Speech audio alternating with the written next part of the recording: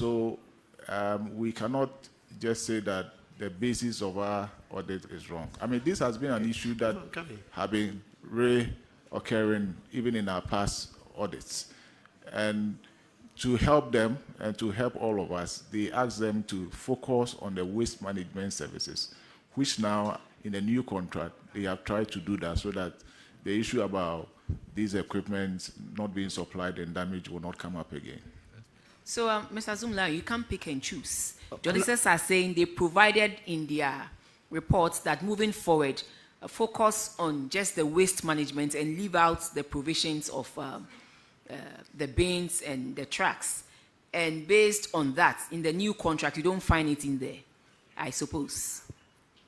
Honorable Chair, that's what... No, I'm asking. So in the new contract, do you still provide bins and trucks for refuse collections, please? We use the containers and trucks as our tools of trade, as always. So it is still in there? We use them to do the work, but... No, I'm talking about the provision of these things to the assembly. Is it in the new contract? No, it's not in the new contract. So clearly you have listened to what the auditors, the recommendations the auditors gave, and that's reflected in your new contract. So then you cannot say that they are, yes, this, the, whatever, 744, the infractions that you've been cited for, one is based on a wrong contract. You cannot in any way state that here, because they said that this was the contract that was given to them prior to you signing on the new contract. The new contract was signed somewhere in November, but then in the agreement, you stated that it should take effect from January. So as at the time they were having this, the audit, it was that contract. And these are issues that have come up in previous years that they have pointed it out to you. So respectfully, you cannot say that they based their report on a wrong agreement. That we will not take here. Honorable Chair, respectfully, contract has a beginning date and an end date. The beginning date and end date is well spelled out in the 2019 contract. The first sentence in the contract, page 3, has the effective date, which is 3rd of January 2024. With respect, Madam Chair. Madam Chair. Say, when was the contract you are reading signed? Don't go to the effective date, please. 2019 contract. No, please. I'm coming. The new contract. No, please. When was it signed? The new contract, in terms of signature, was signed in November 2024. So I'm coming. Wait. Sir, please. I'm asking the question. Okay. So we answer it so that at least we would all be on the same page. It was signed in November 2024 for the period of 2024, right? Correct. And when did the year 2024 end? 2024 ends in December 2024. So from the date it was signed to the year end, how many months? 1 month. So how do you expect, in all fairness, that the auditors should use that contract that was even signed in November to do an audit for the year of 11 months ahead, that there was no contract, that you previously had a contract with them that you wanted to extend? Weren't they in the right mood to use the old contract which was existing to even do the audit if it were you? Weren't you receiving monies when the contract was not being signed? Honorable Chair. Please. Were you receiving monies in the year of 2024 for service of the work done? Yes, because when there was no contract. Because we delivered the service. So simple. So in that same vein, on what basis were you delivering the service when the contract was not signed? The contract was not signed, but the effective date. No, wait. The contract was not signed. So on what basis were you receiving monies in 2024? On the basis of delivering of service. So on what delivery of service were you doing when the contract was not signed? Because it was based on the old contract. Honorable Chair, what happens is that... You see, please. I'm coming. Please. Can These questions are yes or no. And seriously, let's... Can I respond, please? Please. Respond to the questions I asked. Do you know why?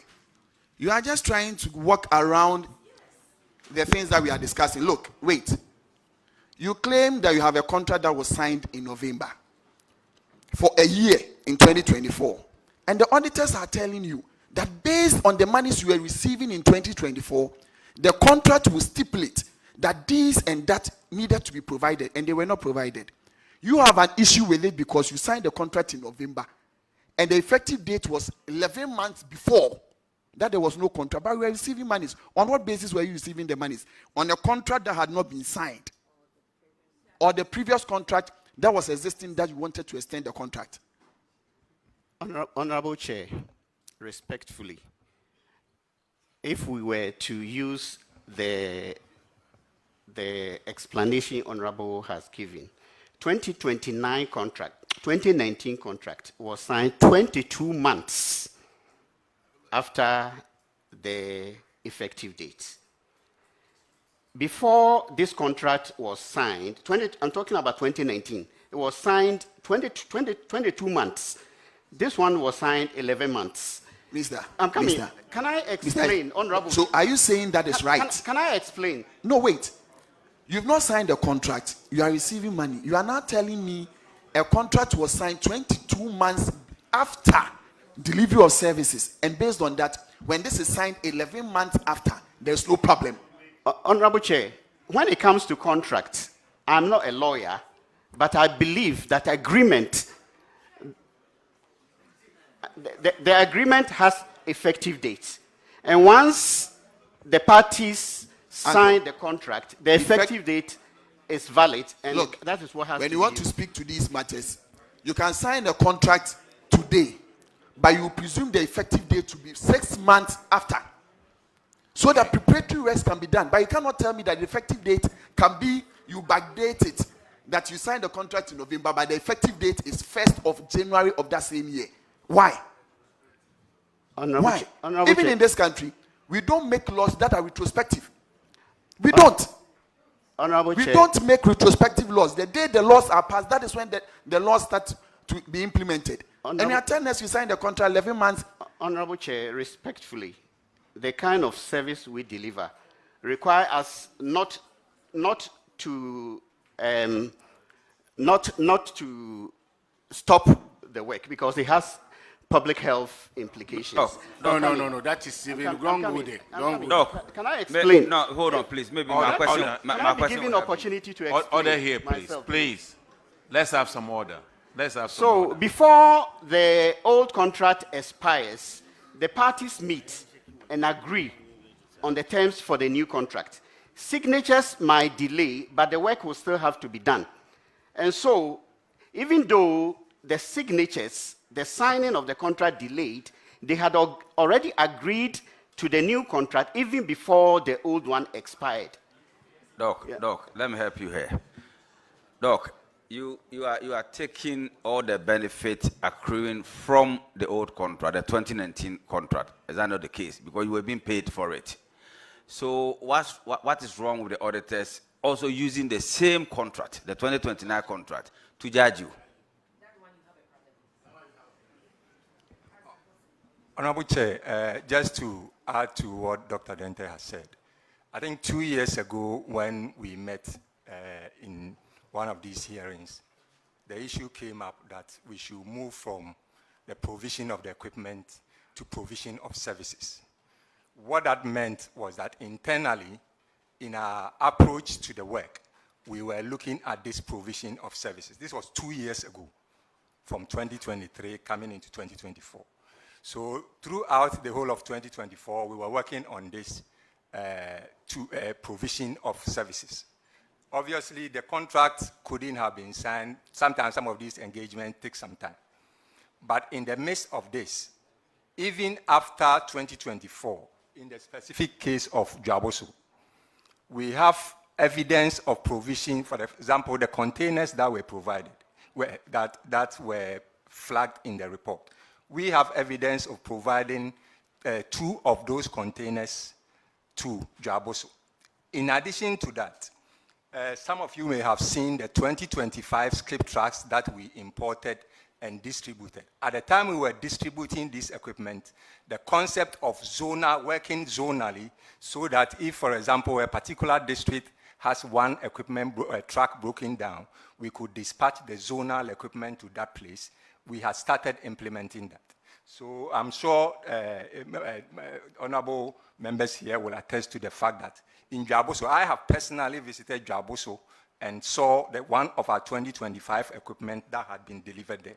So it's not as if we want to run away from the responsibility. As we've always said, providing this equipment permits us to provide efficient services. So it is in our interest. In some of the cases, for example, if we don't have containers, it costs us more to even do the work. So we have internally tried as much as possible to provide these containers. So it's not as if we shied away from that. There has been some provisions for the truck and the containers. Thank you very much. But my question still remains. Doc, so what was the scope we were working within from 2019 when the contract expired to when the new contract was signed?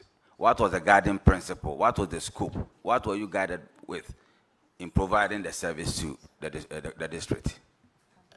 We're guided by the fact that we have to deliver effective service using the necessary tools, which are the containers and the Where did you get that information from? Was it not part of the stipulation or the whatever provisions in the contract, the expired contract? Is it not from the expired contract? Whatever you are telling us now, is it not coming from the expired contract? Honorable Chair, unfortunately, no, it didn't come from the contract. Because like we said, when we met in 2023, it was clearly stated, it was clearly agreed, because the same situation arose, and it was agreed. It wasn't proposed by the auditors. This was something we mentioned, and the chairman accepted that going forward, the contract should spell out that we are supposed to deliver service and not to deliver the tools for the trade. But hold on, please. But you are just using different language. You are the tools. Are not the same tools you were using before? Honorable Chair, respectfully, the tools do not belong to the assembly. The tools belong to Zoom Lion, be it containers or trucks. So they are the tools we use to conduct the work. So the way it is captured is it's looking as though the trucks and the containers belong to the assembly, and so once they are not provided, the work has not been done. But it is our tools. So whenever we are challenged and there is a truck breakdown, what we do is that we deploy available truck from neighboring district so that the work can get done. So I've heard you, but my challenge is that we have both the Sefioso and the rest here with the same problem. So let's try to make progress. Okay. This one, this one, non-supply of 4 refuse containers, whether it's tools for the service or supply to the assembly or belongs to the assembly, they are saying that you did not supply. 3 containers were damaged, you did not replace them. 1 truck was broken down, you didn't service it. That's the problem you're having now. So it's not about you, whatever. So that's what we need to explain, so that we'll make progress, please. Honorable Chair, we have, as we speak, we have about 150 containers that we are molding. As at the last audit hearing here, we supplied 300 containers nationwide. As we speak, we are molding 150. So any shortage anywhere that we find, we believe we will be able to supply and do the work. But it still stands to reason that the containers and then the trucks still remain the property of Zoom Lion as our tools for trade. And wherever we are challenged, and the challenge may happen anyway, because these are trucks, these are equipment, they can break down anytime. Whenever it breaks down, as an effective deliverer of the service, we make sure we deploy from wherever we can to ensure the work gets done. Thank you. Mr. Chair, thank you very much. Doc, it also stands to reason that when you were going for the contract, looking at the magnitude of work in each district, you tell the district chief executive and the management that for your district, we are bringing you 5 trucks, 10 skips. So if you don't supply that number, you cannot come and sit here to tell us that it stands to reason that those machines and those skips are not for the assembly, but they are your work tools, why then would you put those into your contract? Because that is the effectiveness of how you'll be able to perform. So if you do not produce those numbers of your equipment that you told them that you were bringing, you cannot come and sit here to tell us that it stands to reason that those are your work tools and therefore not the property of the assembly. We are not here telling you they are the property of the assembly, first and foremost. We are saying that in the contract, you told the assembly that you provide them with 5 skids. You did not. Some got broken down, you did not replace them. You told them you bring them 3 trucks, they said you did not. That is what we are speaking to. But if you tell us that it stands to reason that we should know that those are not the properties of the assembly by your work tools, that cannot be acceptable. Respectfully, thank you. I am not saying that that's what you have to accept. I'm just laying it bare, our responsibility, which is delivery of the service using the tools that we think are appropriate. That is what the contract says. And that is exactly what we have been doing. And indeed, we have always made sure we deliver the service. Where even if the tools are not available, we deploy from other sources to make sure the service is delivered, because that is the foundation of the contract, delivery of the service. And that's what we have always done and will continue to do. However, as I have said already, we'll continue to ensure we have adequate resources, including the containers and the trucks. 150 containers are now being molded. We will supply to wherever there are gaps to ensure that we don't have to probably even deploy from other locations. Thank you, Honorable.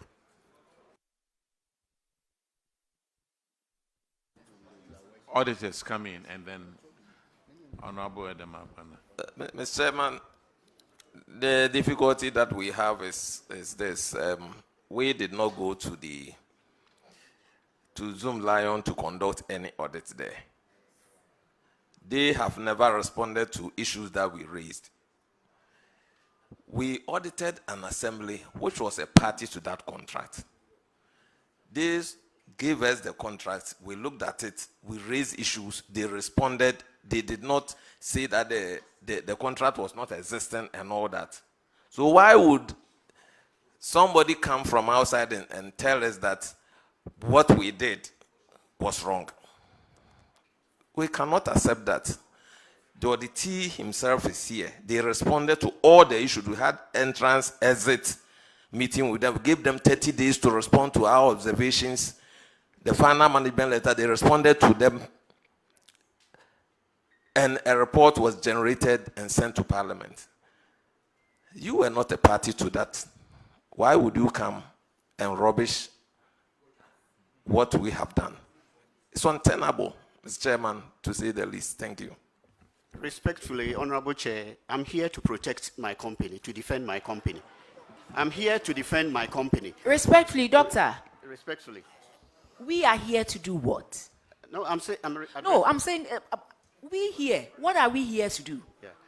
We are also here to protect the public purse. Sure. So that if there's anything that is hindering that protection, we call it out and come up with reforms that will help us protect the public purse. And that is why we are here. From the initial stage, I told you, you cannot state that the auditors based their audits on the wrong contract. That is a no-go area. That's a non-starter because that cannot be correct. We have pointed out the reasons why we raised those questions to you.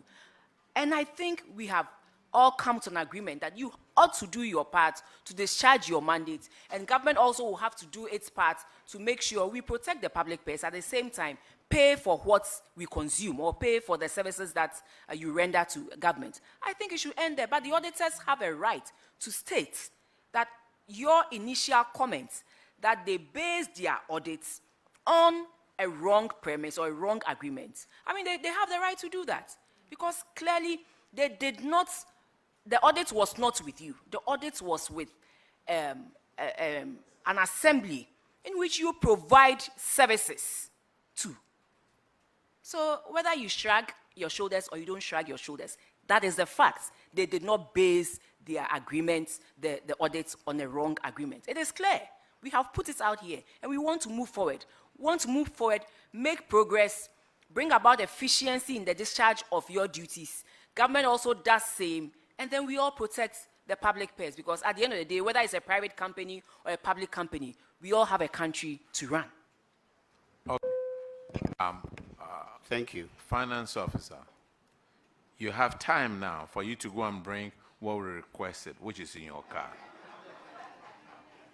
And so you can go and bring it now. Okay, Honorable Adam Agbana.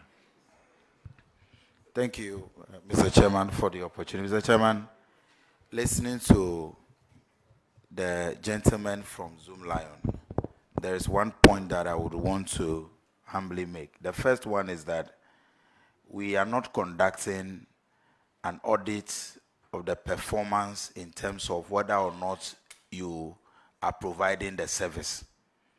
You signed a contract with the assembly. Based on the contract, you had certain, or there were certain responsibilities on you, which includes supplying those equipments to the assembly. Based on that, you have received payment, and in response to Honorable Akwesi Kunedu, you consider that you were paid even when the contract had expired.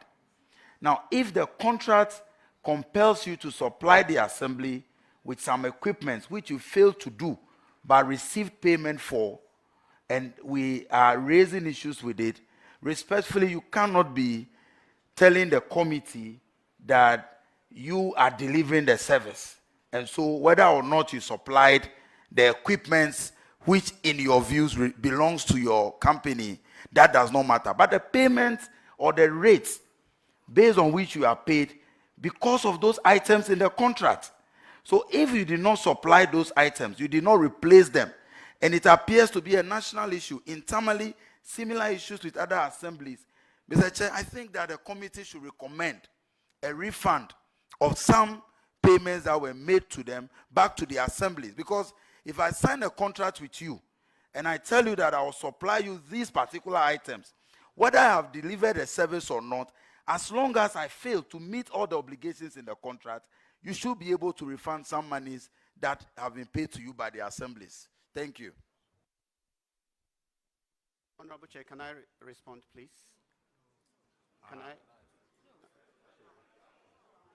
Because I wanted to.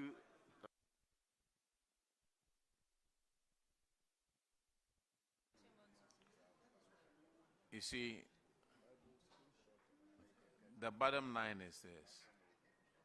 From what the auditors were saying, they were using the existing contract that was there. And in the old contract, it's stated how many containers they were supposed to have, how many trucks. So this is where I was expecting that the answer would be, oh, in the old contract, this is what was stipulated in the contract, this is what we're supposed to provide. But now the new contract does not specify that. We are not going by the new contract yet. We are going by the old contract. So those are the questions that we need to answer. But Joaboso, you've stayed here for more than an hour and a half. There's a truck over there to pick up the trash, right? Is there a truck to pick up the trash? Mr. Chair, the broken one has not been fixed, but that's not what I'm asking. There's a truck that is serving. Does the truck come? There's a truck that is serving more than 2 districts, so it's not for Jabosu alone. Sir, it doesn't matter whether the truck supplies the whole of Ghana. Mr. Chairman, there's a truck. There's a truck, whether it comes from here or there.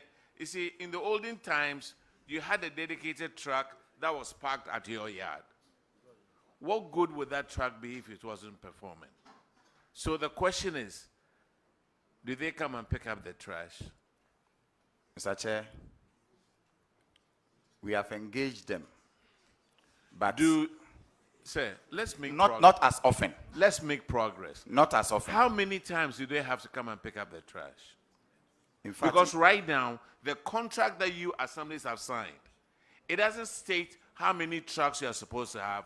It does not state how many containers you are supposed to have. The question is, how are you going to assess the performance of Zoom Lion?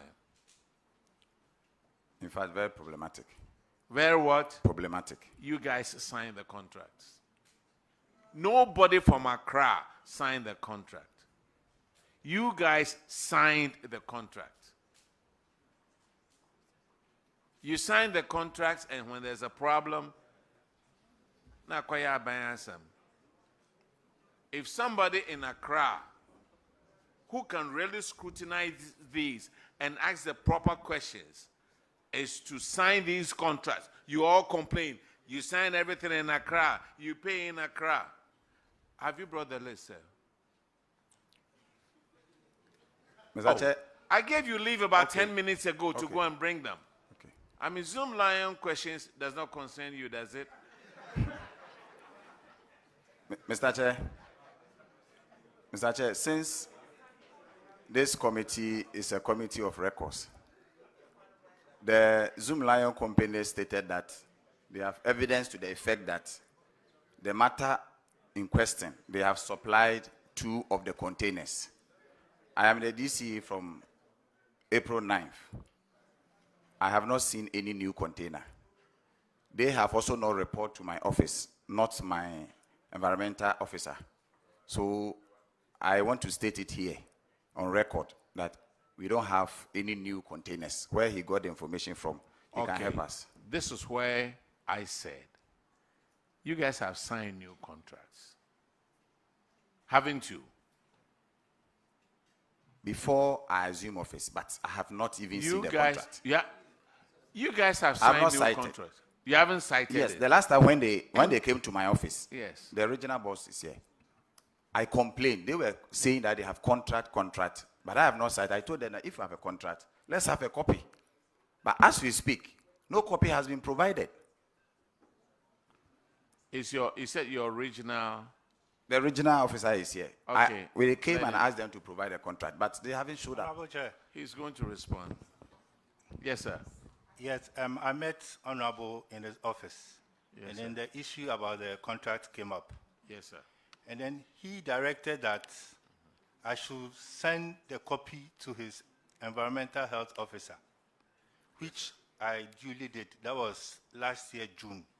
I still have the records on my phone. Thank you. You see the problem at the assemblies. You have the environmental guy dealing with Zoom Lion. You have your coordinating directors dealing with Zoom Lion. And you, the political appointees, also dealing with Zoom Lion. Now, there are 3 of you. Zoom Lion is dealing with the 3 of you. And so he may give it to this one, or that one, or that one. Have you checked from your environmental guy? I have followed up. And He what has did he never say? given it to me. He said the man has not provided anything to me. Today's hearing is not going to be based on Zoom Line either doing it or not.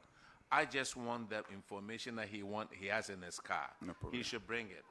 No problem, sir.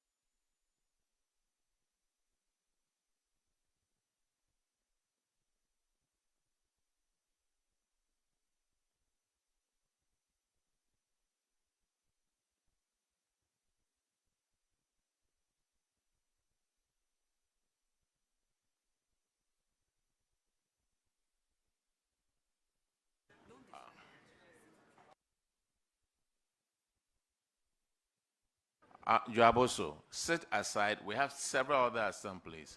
And then when he brings whatever he's going to bring, we'll continue. Now let's call our win.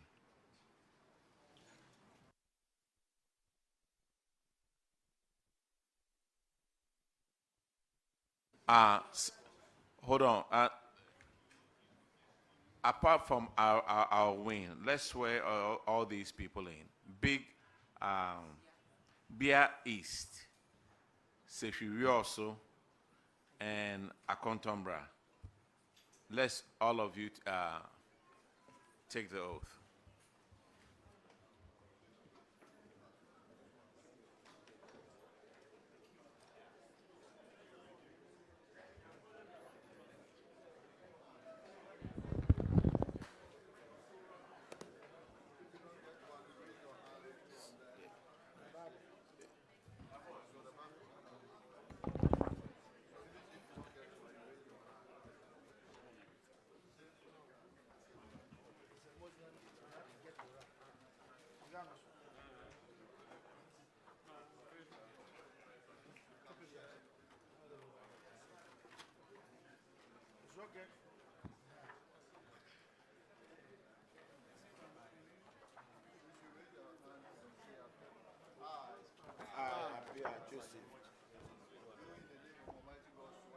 Do in the name of the Almighty God swear that the evidence I shall give before this committee touching the matter in issue shall be the truth, the whole truth, and nothing but the truth. So help me God.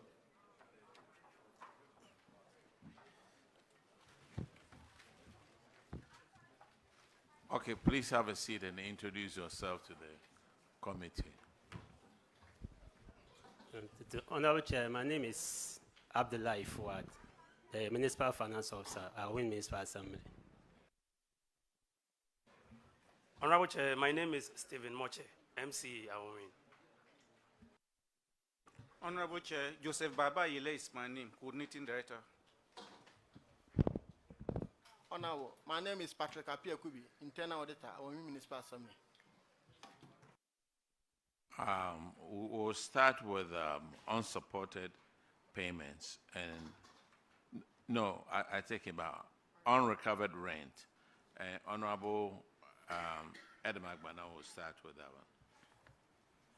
Thank you, Chairman. Chairman, this infraction relates to the inability of the Assembly to recover rents that 28 occupants within the Assembly were expected to pay between January 2023 and December 2024. Why couldn't you recover the rent?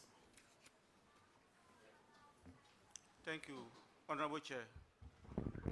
The issue in question, it has been cleared, we have paid, and the receipts are here for verification. Auditors, can you confirm if all the 12,930 Ghana cedis was paid? Honorable Chair, our last status is still outstanding. We are not aware that it has been recovered. Mr. Chairman, if I may find out from them, when were these payments made?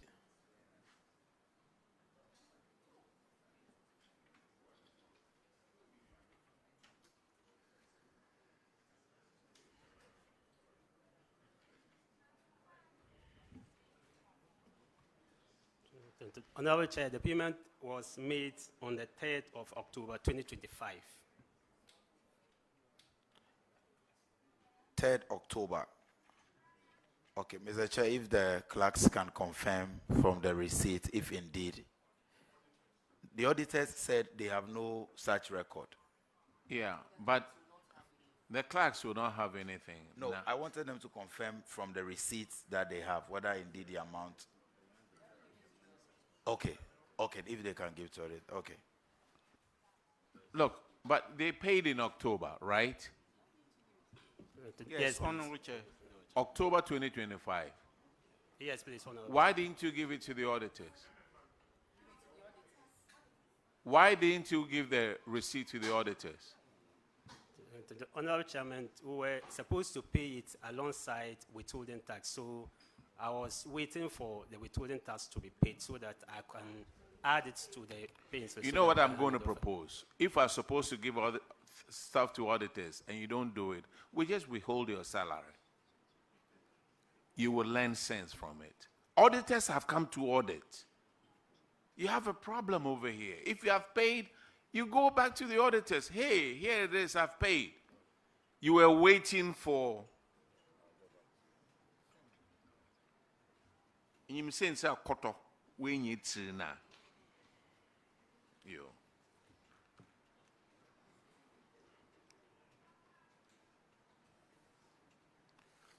The next infraction is on paragraph 603, and Honorable Fred Day will have that one. Thank you, Chair.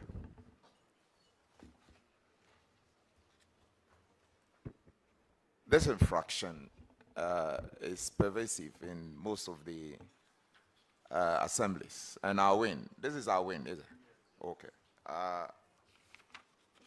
Specifically, when the auditors came to you, 9 PVs that you had raised, totally 19,050 Ghana cedis, you could not provide any document to support this. The auditors were with you for some time. They finished their audit and left. What do you have to say to this? Honorable Chair, that is true. As at the time of the audit, in fact, some of the documents were misfiled. And when you look at their observation, the relevant supporting documents that they were requesting, some of them were like reports, receipts, and what have you. However, going forward, this is what we are trying to actually avoid in the near future. Sir, this relates to IGF, internally generated funds. Yes, Honorable Chair. Yes. So how did it happen that documents relating to internally generated funds that you were using, you could not have documents on hand? Using it on goods and services, you did not have documents on hand to support what you had done. This is not a general case of filing, which is, like I said, pervasive across the assemblies. Explain this particular one. How did it happen? That is why I indicated earlier that during the course of audit, there were so many files, and some of the documents could not be traced. But subsequent to the audit, we were able to trace such documents. In fact, it's been recommended that you are held responsible for refund of this. And my chairman is here. He would recommend, and I'm suggesting that he recommends that you refund the money. Honorable Chair, we were able to attach the relevant documents and submitted them to the auditor, which he validated. So the auditor said he can confirm to it. Auditors, you may want to do that. Honorable Chair, in the report, the recommendation is for the amount to be recovered, all because we have given them window of opportunities to provide those documents, and they failed to do so. And so because of that, when we are compiling the Aegis report, it is no more provision of documents. It is about recovery of the amount. Because if you had the documents, you would have provided them to us. So subsequently, they provided the documents after the Aegis report, which, yes, the auditors have gone through, they are verified, but we await the decision of the committee. Thank you. How come you didn't give the receipts to him at the time that they came?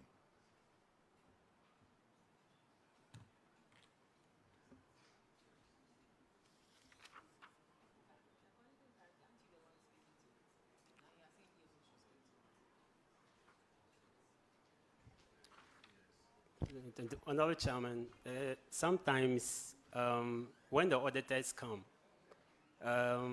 most of the PVs will be with the officers to acquit. Normally, we give the money to the officers to perform activities. How many weeks did the auditors spend at your assembly? I think approximately 2 weeks. So 2 weeks, you couldn't get the PVs from those people.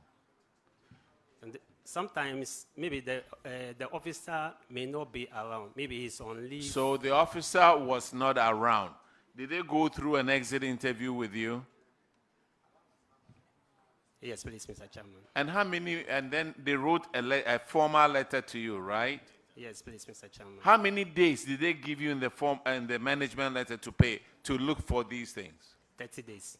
30 days. Yes. So the 2 weeks they spent out there, another 2 weeks before they sent you the management letter, and then the 30 days. All these were not enough.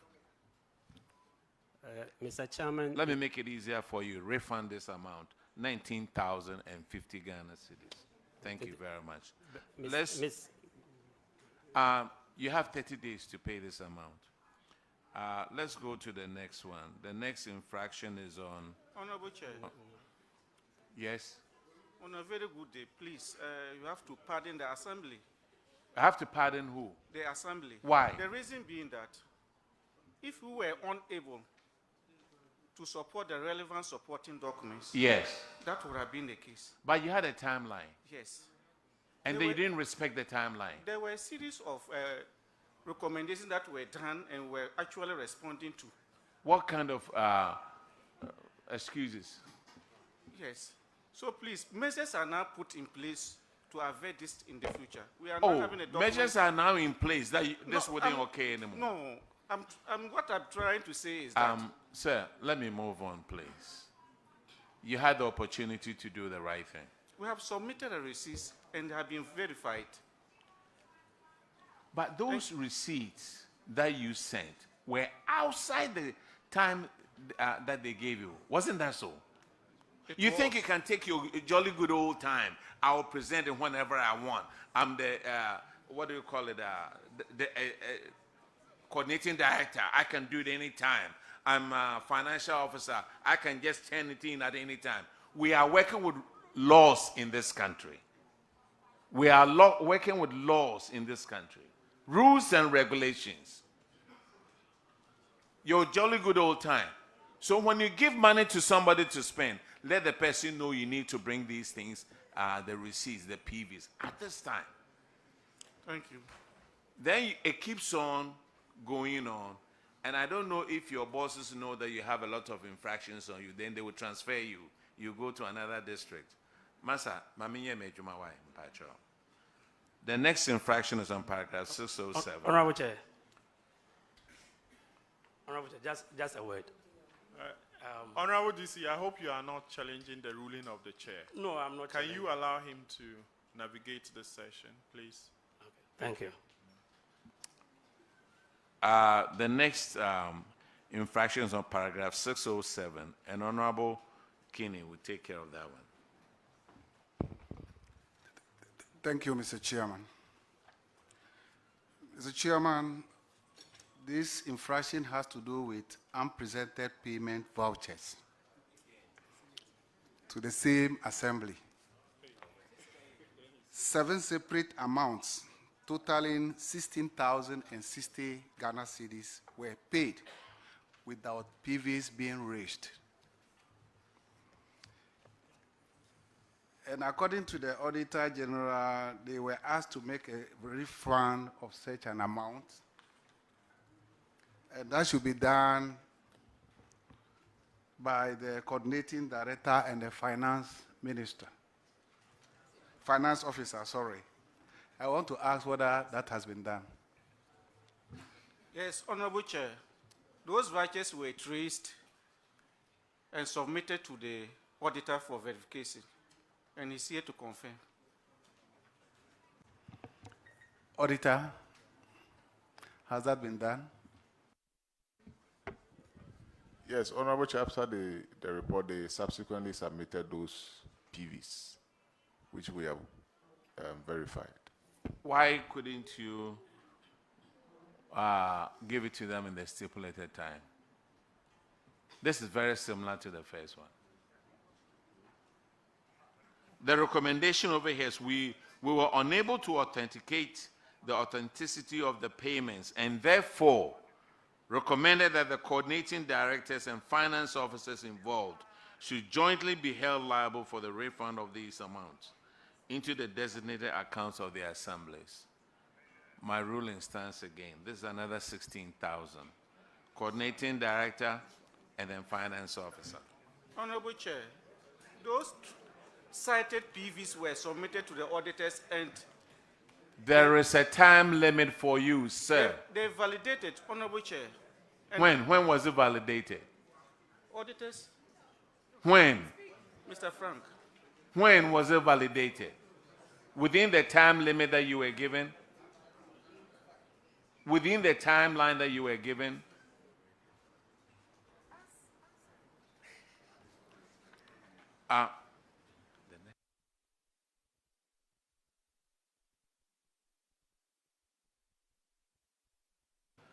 The next infraction is on paragraph 639, and it's on failure to account for fuels purchased. Failure, the same things. What is your opinion on that? It's not his opinion. No, what is your opinion on that? yes, these were fuel purchased, that is 6,700 cedis. In fact, it was like a pre-finance system which we could not update the logbook. But subsequent to the audit, the logbooks were actually updated, and they are here to prove to the honorable members. And the internal audit, the external audit can be asked, or maybe you can verify what I'm saying. So the logbook were not there during the 2 weeks. After that, another week. After that, the management letter was written 30 days and still were not presented. Is that the case? No, Honorable Chair. The logbooks were there. They were not updated. Were not updated. The transactions in question, they were like pre-finance. So they were refunds. For instance, you have been invited for a program. As at the time the assembly could not support with funds, you have to pre-finance. So it was after the program that we wrote for refund. Even if you wrote for refund, this is fuel. Whether you are pre-financing or not, so long as you use the assembly car, it must be logged. It was locked in subsequent to the observation. No, what I'm saying is that normally, in every organization, we all have been working with a government institution before. When you are buying fuel with your own money into the government of Ghana car, you log in. Because it's a program you envisage that you'll be attending and then you'll be getting refund. So why didn't you do the needful? They have to do. Assembly, there are qualifications you are supposed to have. Everybody has responsibilities. Look, I wouldn't sit down for you to get me in trouble. Me, if you are working with me, I will make sure you do it. If you can't do it, I'll get somebody else to do it for me. But when you go to the assembly, everybody is standing under the tree. And the auditors are in your offices, auditing. When they finish, sometimes the auditors find it difficult. I have seen some of it myself at an assembly. I have traveled to several of the assemblies. Auditors want to leave. They find it difficult to talk to somebody from the assembly. And 6,000 there, sound on those.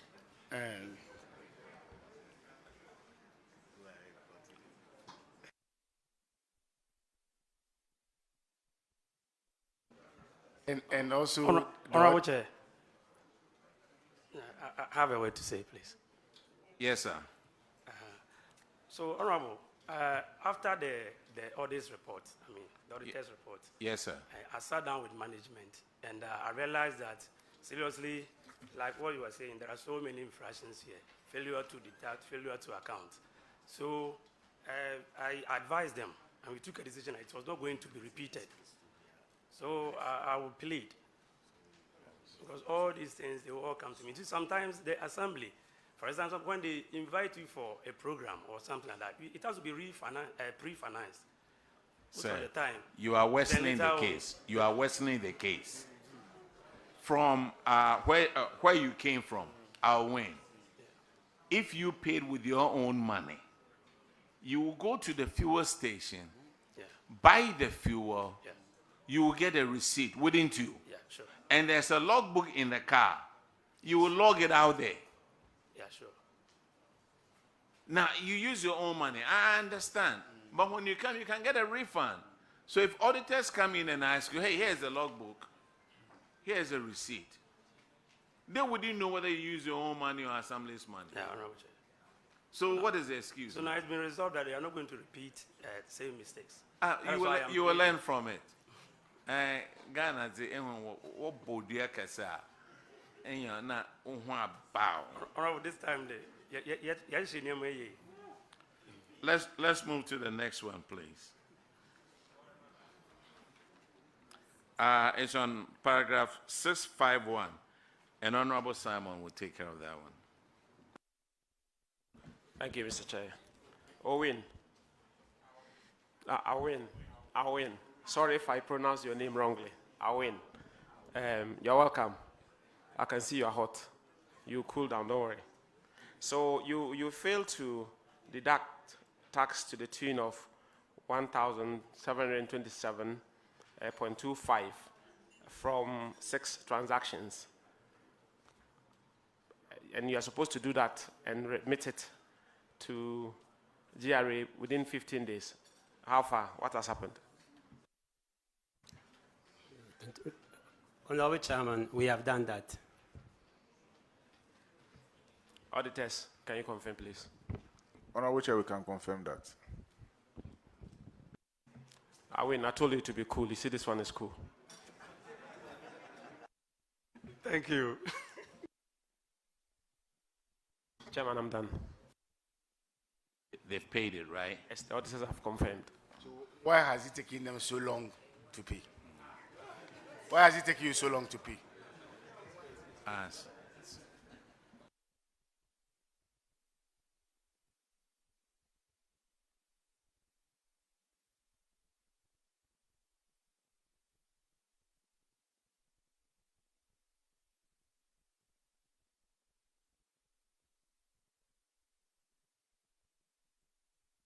Now, I'll win.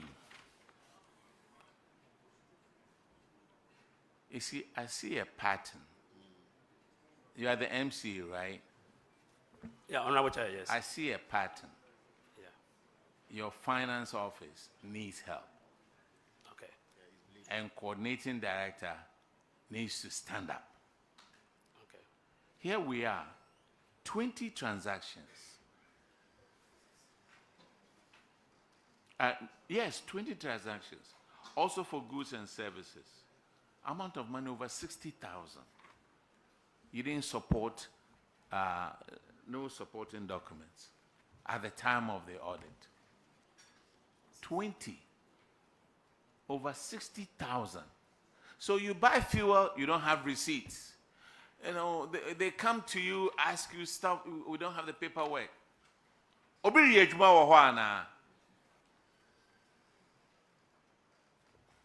We recommended a recovery from the coordinating directors and the finance officer of the respective assemblies into the DACF. Have you supported these documents? Honorable Chairman, we have done that. Where did you get the documents? Honorable Chairman, some of the documents were reports. They were what? They were reports that we had to attach to the payment vouchers. And then we went into the files and we found the reports and then we did attach them. But there was no sense of urgency. You are the finance officer, right? Yes, Honorable Chairman. So you were there at the time of the audit, weren't you? Yes, Honorable Chairman. Oh, Controller and Accountant General, look at the people you are sending to the assemblies. So. This is a DACF, goods and services.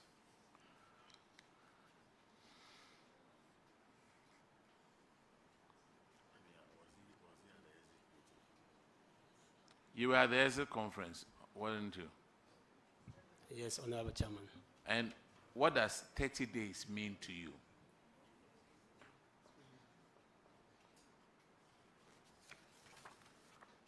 Gentlemen, provide the answer.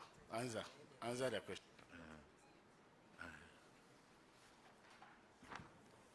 Honorable Chairman, it is the time that we have to correct the wrongs that has been identified. You are by the already auditors. paying over 36,000. I've given you guys 30 days. 30 days. This one, I will hold it for another time. The next infraction is on paragraph 721, and Honorable Dr. Jessa will take care of that one.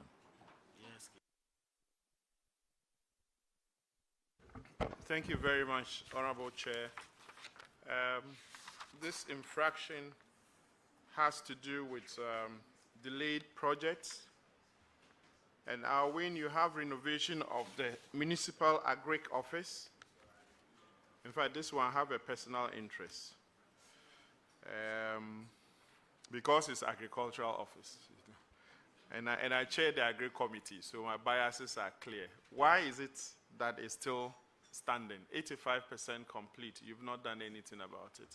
And you know that these costs contribute to overruns. These delays contribute to overruns in the overall costs.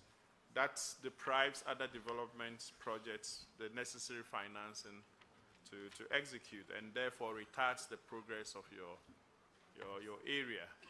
What do you have to say, Director? Yes, sir. Honorable When Chair. did you go to that assembly? I'm going to my third year. Your third year. So you are sufficiently old there. So what Exactly. happened? Exactly. Yes, it resulted from lack of fund releases. However, it has been captured under the legacy fund. So the contractor is on site as we talk.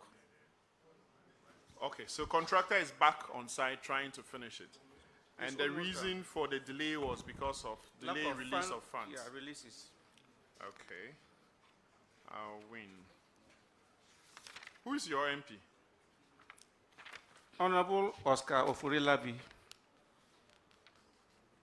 DC, he says you are doing very well. Yes, please.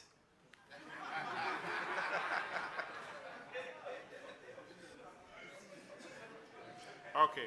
Honorable Chair, DC the MP says the DC is doing very well. Oh, okay. I'm But- asking about the coordinating director. He says the coordinating director has to sit up. Coordinating director. So you have to sit up. Hmm? Thank you very much. So that we can move the district forward. You know, you have a lot of challenges and problems to solve. So you need to work together with your new DC and the MP. He can, Oscar is very connected. He can bring a lot to your place. So Thank you please very much. utilize his resourcefulness, okay? Thank you. That would be Chairman. that, Mr. Chairman, please. All right, thank you.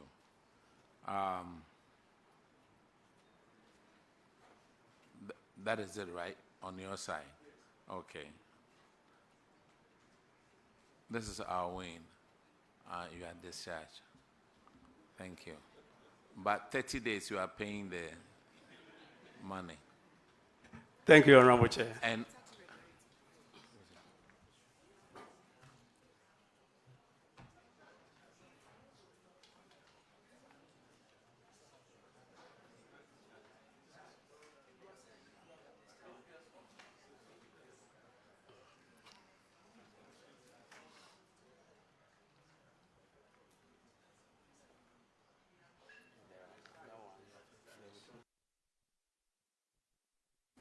look, I almost let you off the hook.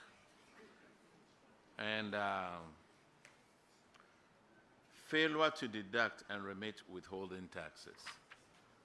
And I'll win. Oh, goodness.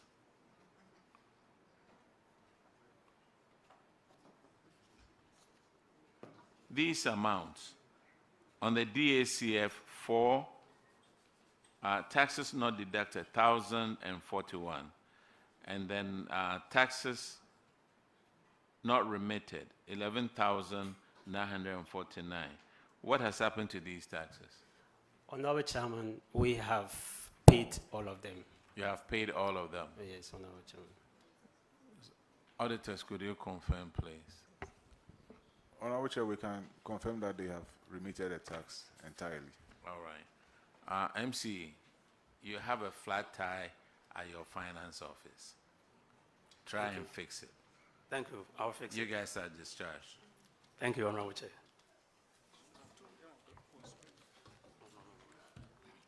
Now, let's call Bia East.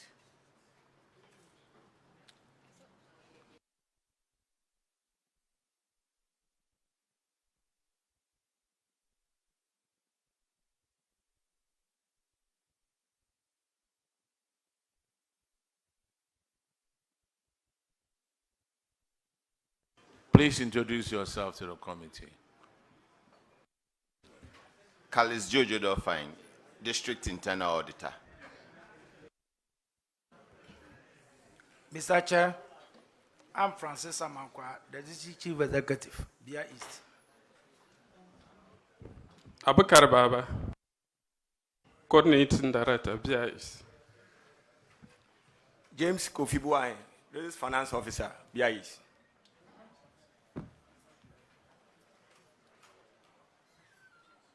Your infraction is on paragraph 595, and Honorable Akwesi Kunedo will take care of that one. Chairman, thank you very much. Chairman, this infraction has to do with insufficient revenue collection. And it seems you paid more to your collectors than they collected. What seems to be the issue, and what measures have you put in place to resolve these matters?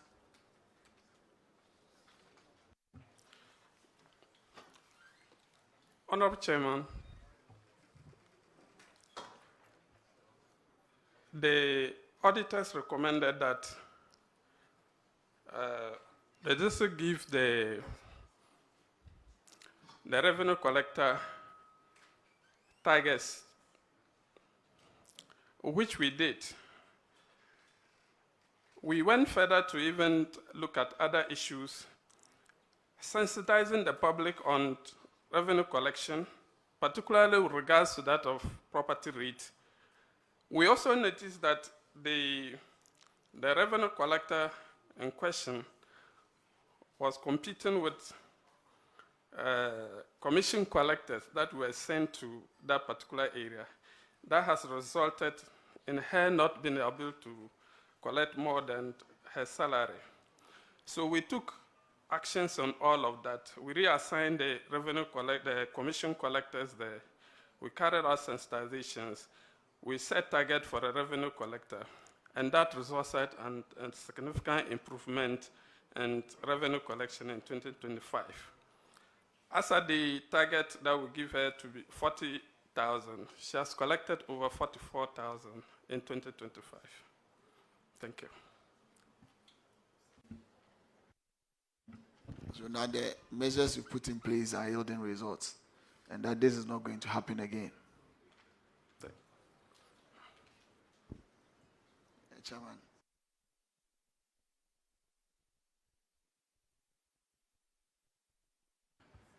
All right, the next infraction is on paragraph 643, and that will be handled by Honorable Shirley Che.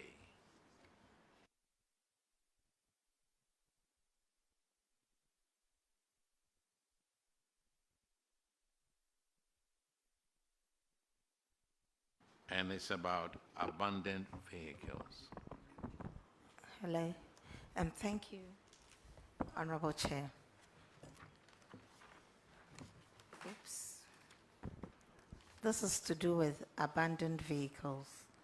The auditors noted during their inspection of assets that 9 unserviceable vehicles and equipment of the assemblies had been abandoned and left under the mercy of the weather.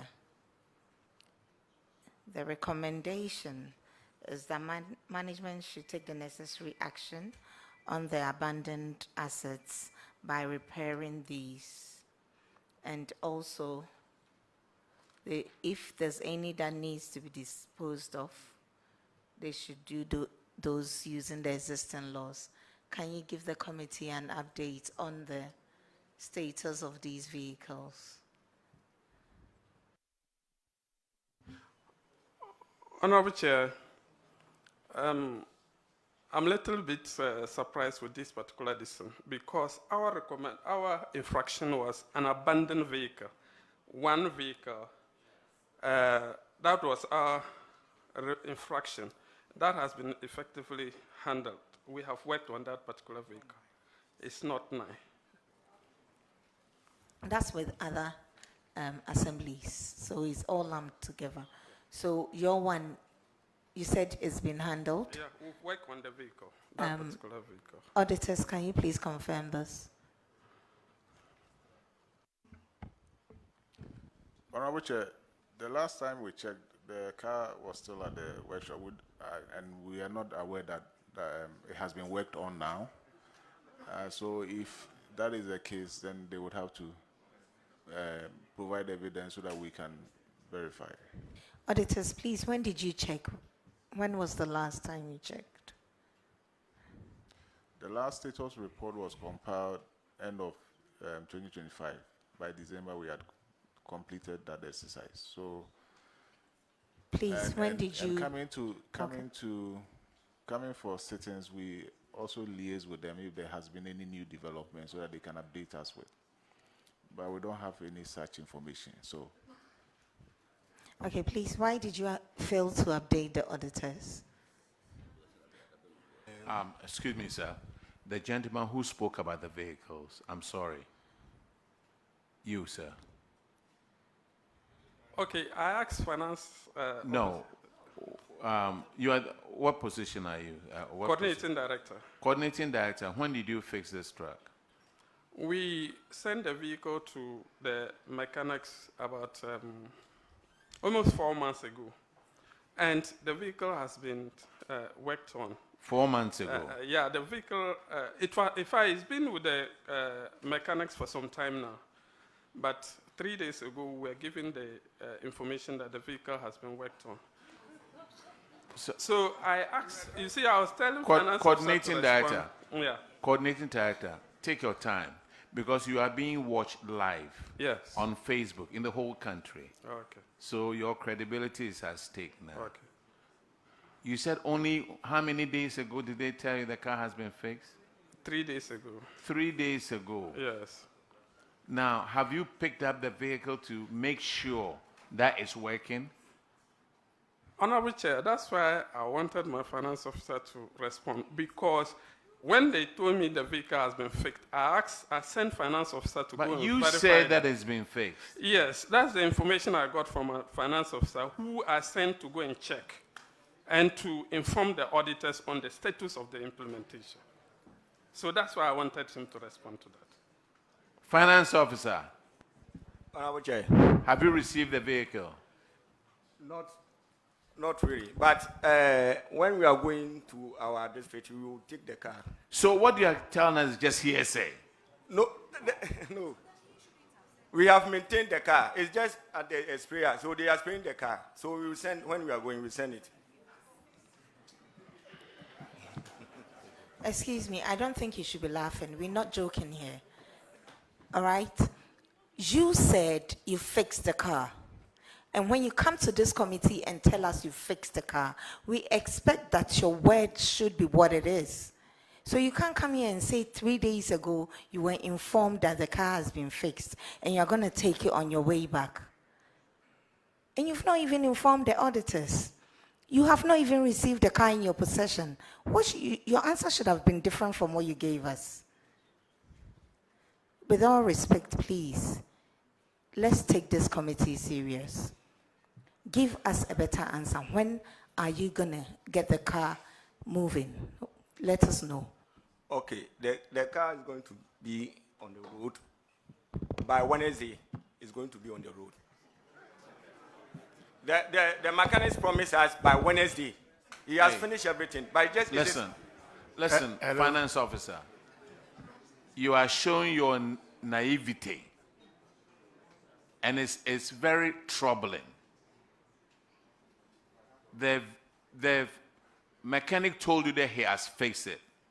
Haven't you ever taken a car to a shop before that they will tell you that it's been fixed, and then when you go, oh, if only I fix the battery and I fix the tires and the car is fixed. Haven't you heard or seen that before? You haven't taken possession of the vehicle. You haven't ascertained that the vehicle has been fixed. Then you come and sit here and you are laughing and you think, oh, this is just a joke. Wow. You were brought there by the Controller and Accountant General, right? Finance guy. Finance guy. Controller. You wage me you. Honorable, based on the information you passed on to your coordinating director just lied to the committee. Are you aware of that? Because he told us boldly that the car has been fixed and he's under oath. And he said you told him. Coordinating director, this should be a lesson to you. When someone passes on information to you, you will have to verify yourself before you make an emphatic statement on that. Clearly, you have lied. And you took the oath this morning. We all need to go the extra mile to discharge our mandate. When he told you, you should have verified. You should have had some concrete evidence before coming to sit here and tell us that, oh, we have the vehicle, it's been fixed. This should be a lesson, say, that in discharging your mandate, you go the extra mile. Otherwise, today we'll let you go. Maybe tomorrow, wherever you make this thing happen, they will not let you go scot-free. So that infraction still stands, that the abandoned vehicle is as the auditors have reported in the book, and you need to find ways to fix it and clear it from this infraction. God willing, next year, we don't want to see this infraction in your books. Noted. And when you've done it, please update the auditors. We surely do that. Just a caution. It's not in our interest like we come here to sit down and waste all the time, and then we will have time. That's why we are doing this. When you do your work right, we will also not sit here. So you shouldn't take this committee for granted, laughing as if it is a committee we are taking for granted. We are serious people. And we are serious people, members of parliament doing this. So don't take us for granted. You are discharged. Thank you. Let's call Sefiwe also.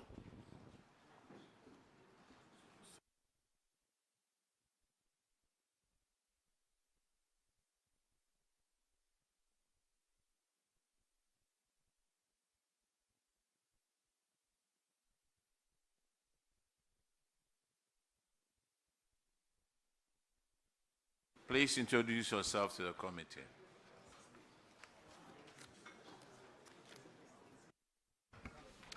I'm Fred B. Bodo, Coordinating Director. I'm Dominic Jesse, Municipal Chief Executive.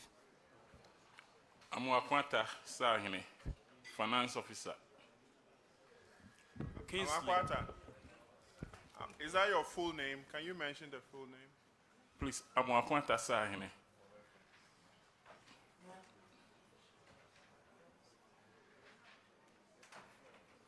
Okay. Kingsley Millie, Internal Auditor.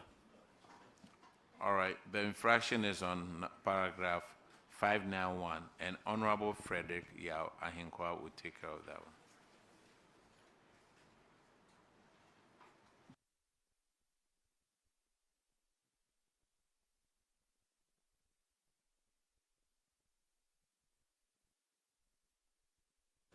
Thank you, Chairman. This infraction is about uncollected revenue from 25 institutions, totaling 256,000 Ghana cedis.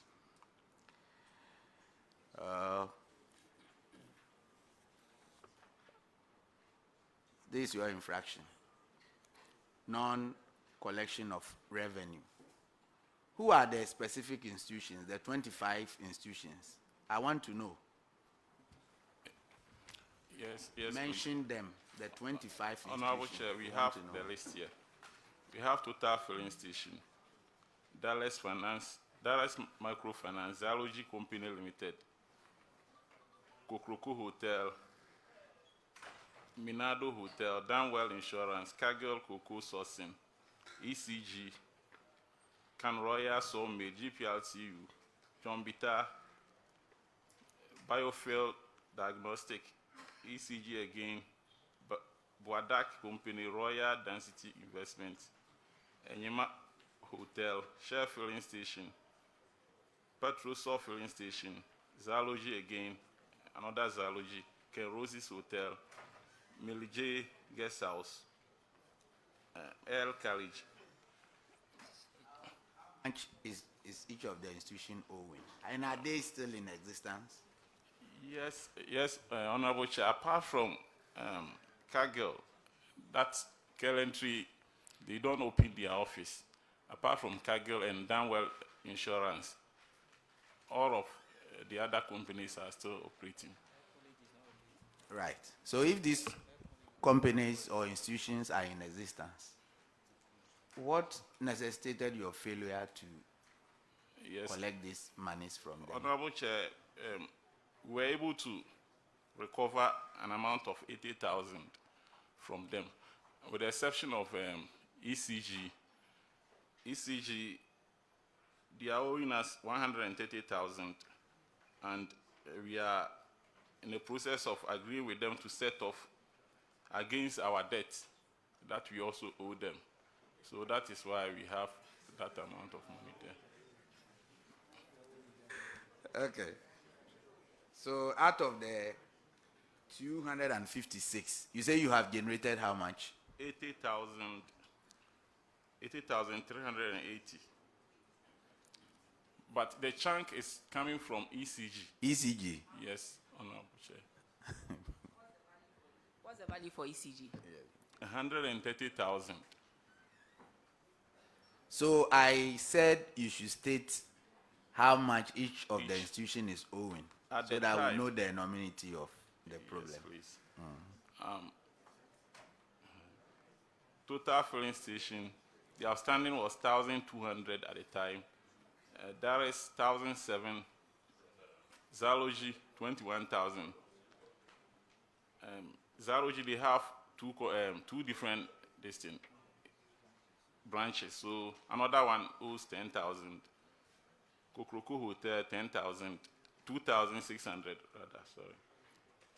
Minado Hotel, 2,200. Danwell Insurance, 2,200. Kagel Cocoa Sourcing, 30,000. ECG, 70,004. BOP and MTN, 3,000. Canroya Somme, 3,000. GPRTU, 2,000. Then on property rates, Biofield Medical Diagnostic, 1,000 cedis, ECG 60,000. Boada Company 22,140. Royal Density 2,800. Enyema Hotel 1,479 cedis. Petrosol 4,000. Zalogy 5,000. Another branch of Zalogy 15,000. Okay. It's okay. We want to know. You know, I'm asking these questions because of the experience that I have. At my backyard, when it comes to payment of revenue, certain people, because of their inclinations to certain political parties, they are left out. So I just wanted you to mention the names, and then we know maybe you have a special relation with these people. But we've seen the companies, and it is clear that you have any affiliation with them. But with what you have collected, what specific measures have you put in place to recover the remaining amount? Thank you, Mr. Chair. The issue had to do with the property rate. The companies were arguing that we were giving them so much. So what we have done is we've written to all those companies and every other organization, institutional bodies over there, that we are going to do property valuation so that we can give them the correct figures for property rates. So that is one thing. And the other thing is that we've been going to the radio station to make public sensitization on the need to pay rates. So, if they are claiming that you are overtaxing them, is it that you don't have a fee fixing figures? Yes. Because these figures are set by the finance committee. Yes. And then the assembly will accept them at general meeting, and then you implement. So, you charge these monies based on what the assembly has agreed on. Yes. So if they are saying you are overcharging them, you are not doing it off head. Yes, it's based on what you have agreed on as an assembly. So you have to compel them to pay. Yes, Honorable, but we call that one unassessed. If you are charging for property rate that you don't even know the value of the property, and you charge the person so much, they also have the right to protest. So that is why we are going to conduct this valuation of the properties. In that case, we are giving you as it is required by the value of your property. So you agree that you are overcharging them? No, we don't agree entirely. But to substantiate our charges, you have to do that. How many years have you been working on valuing these properties? I understand last year some of them were valued, and now we have included many others. We did that for Sefiyosu municipality, the township. Now we want to extend to the other communities. All right. Let's go to the next infraction. It's a paragraph 599, and Honorable Adam Akbana will handle that. Thank you, Chairman. Chairman, the infraction relates to the inability of the Assembly to retrieve 64,880 Ghana cedis as rent from 17 occupants. I want to find out from you who was responsible for this collection and why did the person fail to collect rent for close to 4 years? Thank you, Honorable Chair. The responsibility is on the finance officer, though I have other staff working under me. Were you the finance officer at the time? No, sir. When were you transferred to the assembly? Last year, that was September last year. Did your predecessor leave any note explaining why he and his team failed to collect the money from occupants of the of the bungalows? Yes, Honorable Chair. Actually, they were able to recover an amount of 56,930, and the remaining 7,950, there was an issue. The occupants made a case that they have carried out some work on the building, so they brought their bill that we should look at that and set off against how much they are owing. But upon verification by the auditors, they failed to accept that. That is why we still have an amount of 7,950 outstanding. Mr. Chairman, in terms of carrying out renovation on the building, is it your responsibility to carry it out, or any occupant could carry it out and bring a receipt and deduct the money at source before giving you the rest? What arrangements do you have with occupants? Yes, thank you, Honorable Chair. Because of this particular issue, management has written to all occupants stating that nobody should carry out any work on the building without the approval of management. So we believe that with this instruction, we are going to curb that particular. When will you recover the rest of the money? Honorable Chair, it has been a contention. We can physically see that the occupant actually worked on the building. So we were even of the view that auditors could accept that particular decision as evidence of payment, and they failed.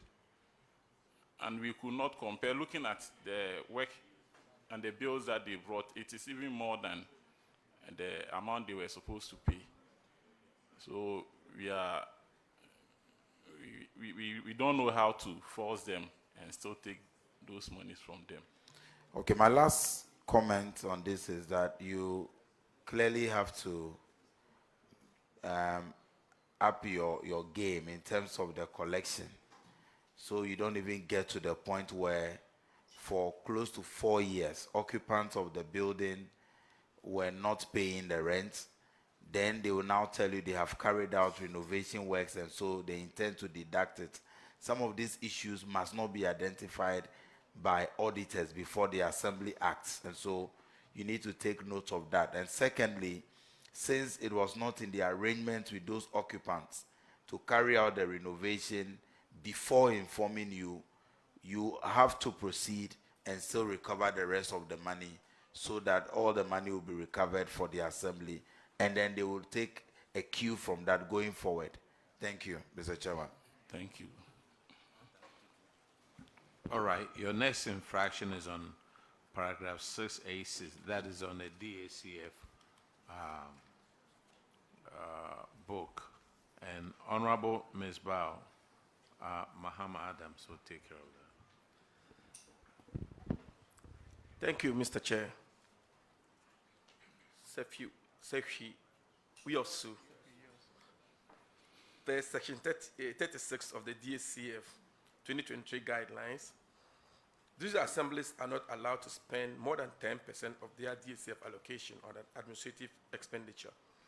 However, during the year, your assembly spent in a whopping 32.75%, clearly in excess of 415,287.82 on administrative expenses. Could you kindly, and the auditors have tasked you to do a refund from the internal generated fund account into the DACF. How far have you gone with this? And again, what steps have you taken to improve on your IGF collections to avert this situation going forward? Thank you. Thank you, Honorable Chair. At the time of verification by the auditors, on a follow-up to the Auditor General report, we had recovered 320,000. But as we sit here, we have paid everything from our IGF account to the common fund account.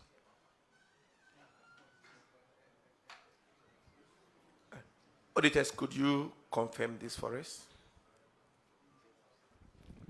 Honorable Chair, we can confirm that they have so far refunded 320,000, leaving a balance of 95,287.82. Thank you. So the remaining, you say you just paid We that. have paid. Can you make the paying slips available to the auditors to confirm that for us? Yes, I can do that. We have them here. They have paid parts, that's 320,000, leaving 95,000, right? So, but they've mentioned that the auditors have confirmed the 320,000, but they have mentioned that they've paid the other 90,000. So we would want the auditors to confirm. If they have the pay-in slips, they can make it available for the auditors to confirm for us. Okay, so you've done well refunding the amount of money. I won't see a sika kakrebiti.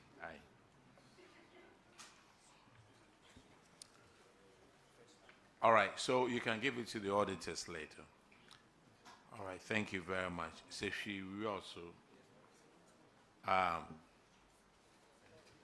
Mr. Chair, there's one more infraction on them.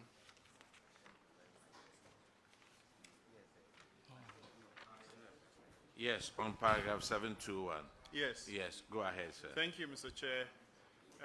Honorable, You have two projects that are outstanding. One is delayed for 111 months and is at 75% complete.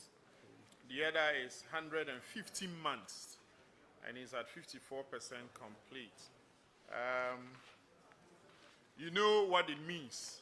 Cost overruns have a very negative effect on your finances and the development of Sefiwiaso. What are you doing and what have you done? We are told that it's due to non-payment of certificates from your office. What happened? Thank you very much, Mr. Chair. Mr. Chair, these two projects are part of the 12 projects, our legacy project that we have identified in our municipality. And I can confidently say that these two projects have been worked on and they are in use. One of them was commissioned on the 31st of December 2025. Thank you. So both have been worked on and they are in use. Auditors, are you able to confirm this? Okay, the one under DACF has been completed. The RFG one is in the process to be worked on under the legacy project. Actually, they are both under DACF. We have the clinic and nurses quarters, and then we have the 3-unit classroom block. Very well, Mr. Chair. Thank you. It's true. Like I said, we have a number of legacy projects. There are 12. And per our financial position, we wouldn't be able to complete all at a go. Yeah, And that's so, understandable. But where are you on these two, this specific two? like I said, the first one has been completed. Which one? That is the 3-unit classroom block has been completed, living in the nurses' quarters. So what's your plan for the nurses' quarters? Our plan is that as and when the legacy funds are available, we're able to work on what is remaining. There's nothing like legacy funds. I mean, You have your DACF with guidelines, with percentage that you allocate. In fact, you've been advised on a percentage to use for legacy funds. Thank you very much. So is that not a priority? Health? Is that what you're saying? Thank you, Mr. Chair. That is a priority. We've done integrity tests on all the projects, so we are prioritizing them accordingly. So where is the stand of this one in your priority list? It will be in the next phase, Mr. Chair. Okay. So next phase will take off when? Is it quarter-wise or year-wise? Maybe you are paid DACF in quarters. Exactly. But I'm just trying to check whether it will come off this year or hopefully, next year. hopefully in the 4th quarter. What do you mean, hopefully? Honorable DC, we are talking about Sefiwiaso. Exactly. You are saying, hopefully, nurses' quarters will come. What do you want to say? Can you say So I want to say that it shall be captured in the 4th quarter. It's been captured in the 4th quarter project. Yes, please, Mr. Chair. Honorable Chair, let me just clarify. Like my Honorable MC said, the first project, which is the construction of the 3-unit classroom, it's also part of the legacy project, but we are done with that one since last year. The second one we have captured in our annual action plan for execution this year. The 4th quarter he's mentioning, we are aware 4th quarter has been released. I believe that that is what he's trying to explain. That once it hits the account, we will execute that one. I believe that is what he's trying to explain. Thank you very much. It's hit your account weeks ago. It's hit your account. So that cannot be your explanation. As at the time I was, last Friday, hours did not reflect. So let's not play games here. Honorable DC, what is your plan for this uncompleted project? Can you be truthful and direct, give us timelines? Is it in this year's plan or is it in next year's plan? So that the people there will know and expect your completion of this project. Thank you, Mr. Chair. Mr. Chair, we'll be able to complete this project this year. Thank you. So it's been budgeted for? Yes, please. Okay, that will be all from me, Mr. Chair. Thank you. Yeah, Honorable DC, well, I don't know if it's an anomaly or whatever it is. That's why I'm coming to you for clarification. Under the rehabilitation of the clinic and nurses' quarters, it says the contract sum is 11,483, but payment to date is 52,458 Ghana cedis. I want some clarification here. The contract sum was 11,483. The payment you have done to date is 52,458. Can you help me reconcile? Madam Chair, I would like my FO to answer that question. Thank you. Thank you, Mr. Chair. FO, please speak into the mic. Thank you, Mr. Chair.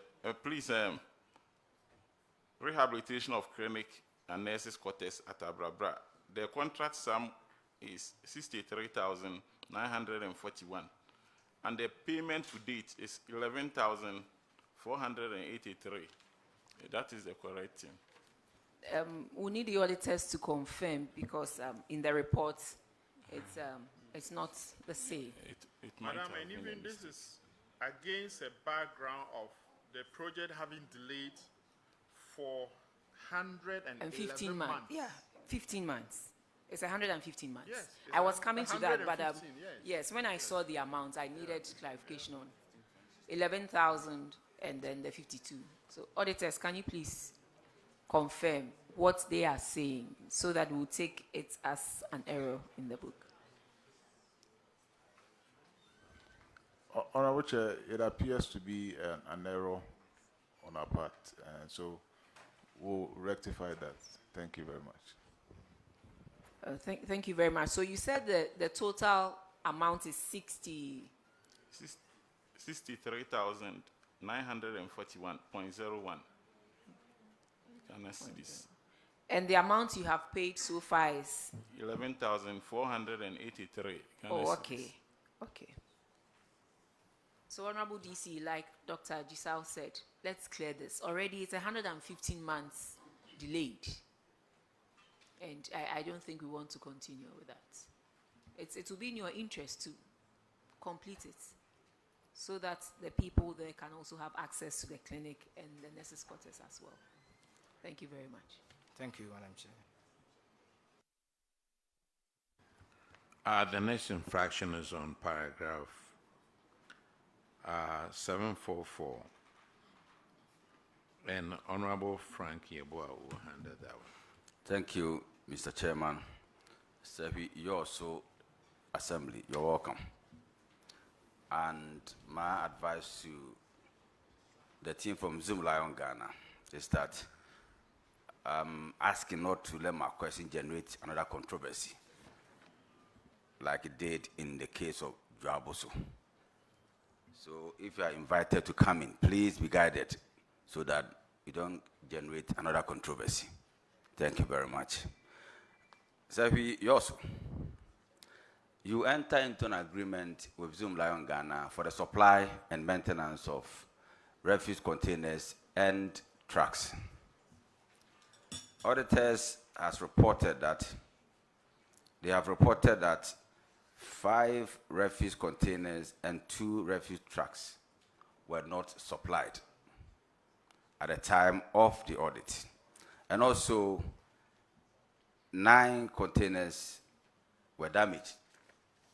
But at the time of the audit, Zoom Lion hadn't repaired them. You have a contract with Zoom Lion, and clause 3D of that contract stipulates that if any of the containers are damaged or any of the trucks are broken down, you go to Zoom Lion for the problems to be fixed. Why are you not invoking that clause in the contract or the agreement? Thank you.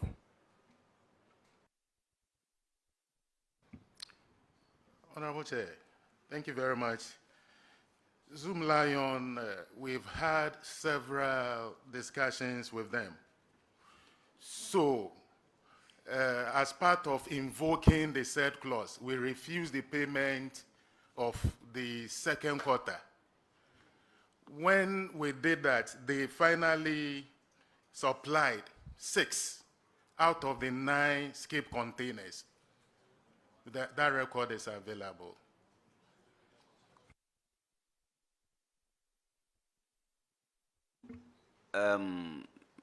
Finance officer, the payment was withheld, but later on, I'm sure it was paid. Yes. Was it any form of deduction or refund? Because the work wasn't done. So if the payment was delayed or whatever, the bottom line is that you still pay. And if it has been paid, was it any form of deduction before the final payment was made? Thank you, Honorable Chair. Please, you have just drawn my attention to that because they still have an outstanding certificate with us. So maybe going forward, we can look at that. So you're going forward here means that you're going to deduct the previous one from the existing outstanding? Yes, is that the case? Yes, sir. Mr. Chair, I think that it must be put on record that they are going to deduct the previous work that was not done from the current existing payment. So, Mr. Chairman, I'm done. Thank you. So, Zoom line, do you have a comment? Honorable Chair, respectfully, we have supplied 6 new containers to now have 11 containers based on the contract. So we have supplied all the containers that are required per contract. Additionally, we have supplied 1 zonal truck to serve as a backup for the delivery of the service based on the contract. Thank you. All right. Assembly, you can confirm that, right? Yes, Honorable Chair. All right. This is Shefi also, right? Yes, Honorable Chair, please, yes, there's a clarification to that. What we are talking about is in the previous contract. Yes. So these current 11 containers they are talking about is what they are supposed to provide under the new contract. So this one was not done. It's something that they refused to do previously. So if you have 11 now, it's not about the previous contract. This is a new thing they are talking about. Currently, they are operating very well, but previously, what they were supposed to do is what we are talking about over here. I would suggest you read the new contract very well and ask yourself how you are going to assess their performance. Thank you, sir. At first, we were using the number of containers and trucks to assess their performance. Isn't that so? Now, the new contract does not specify the equipment they are supposed, the number of trucks or whatever they are supposed to use. The question to you, the assemblies who have signed the contract, how are you going to assess their performance? Think about it. Yes, sir. You are discharged. Thank you, sir. Now let's call Seshi Akontombra.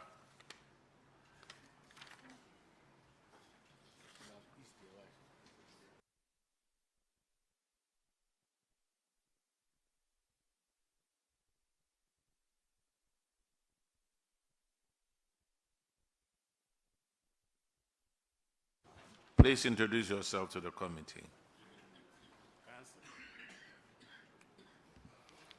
Honorable Chair, my name is Richmond Anson Boating, the Finance Officer.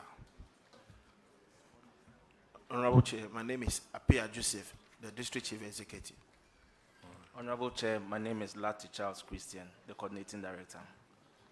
Okay, just to find out, Juaboso District, are you back? Juaboso, with the information that we needed? Honorable Chair, I'm told they had the bulky document and they are taking the one you asked for. So they are working They are on going it. through it. Yes, sir. I think they elected the clerk of this committee. They elected the clerk. Yeah, they elected him. But I'm sure they have had information that they were coming to a public accounts committee. Anyway, when they come, I'll ask them when they found out, and why couldn't they do that at home before coming? Anyway, Seshria Kontombra, your first infraction is on paragraph 595, and Honorable Akwesi Kunedu will handle that one. Chairman, thank you very much. Chairman, this infraction has to do again with insufficient revenue collection by two of their revenue collectors. So again, I would want to ask, you paid them more. Please than hold they on now. collected. Our regional minister is here to join us. This morning we paid a courtesy call on him, and he said he would pass by. So our regional minister is here. Yeah. Honorable Minister, you are welcome. Thank you, Madam Chair. Thank you. Please go ahead. Chair, thank you. Chair, the infraction has to do with insufficient revenue collection. And as I said, once again, they paid more to the revenue collectors than they collected in terms of revenue and remuneration. So what measures have you put in place such that these infractions will not happen again? Are they now collecting more than they are receiving? And are these individuals also mechanized revenue collectors, or they were commissioned revenue collectors? Thank you, Honorable Chair. Yes, these two officers are mechanized staff of the Assembly, Kwesi Joseph and Juliet Ebio. Initially, we had not given them targets. That is what I came to meet. So when immediately I came, I gave them targets to meet by the instruction of the Honorable DC. Now, you realize that Juliet had a problem. Juliet is the revenue superintendent, and she serves demand notices. Now, the demand notice, when they are served, some pay into the account office directly, and others pay directly into the accounts of the Assembly, IGF account of the Assembly. So these monies that are paid to the account directly and into the accounts office are not credited to Juliet. We're not credited to Juliet, as it were. And that is why Juliet made that shortfall because she's a most hardworking revenue officer at the Assembly. Now, going for what we have done is that we are giving them targets now. And since the target was given to them, they've started doing very, very well. In fact, our revenues, in fact, the IGS have gone up from 2025. Thank you, sir. Say, as simple as I may take your answer, but your answer is at variance with what you are saying. You said Juliet is the most hardworking, and part of her revenue that were collected were paid into an account which was not reflected in her name, and that made her get the shortfall. So that obviously cannot suffice for not getting a target, and that was why she was not meeting. If there was a challenge, you may have resolved that, but that obviously cannot, although you did not give them target, and that could have been one of the main reasons why. But in any case, however, once you've done that, I think that will suffice, and you must make sure that you do proper reconciliation and on regular basis, such that some of these individuals, you know when they are going up or coming down and the reasons why those things happen.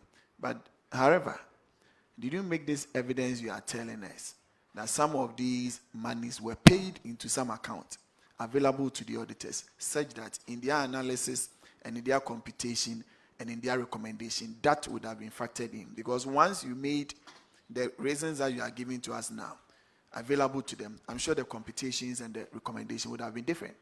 So did you make these observations that you had, or these evidence you had, available to the auditors when they came? Honorable Chair, no. In fact, we realized it after we did a thorough work, when we saw it that, oh, Juliet is doing well, but we are not seeing it reflecting in the GCRs that she has. And so I went into the account and I saw that, oh, some companies are paying into the account directly. And that is why, so that is where we realized that shortfall. Thank you, Honorable. You're welcome, Chairman. I think remedial actions have been taken and therefore we can go ahead.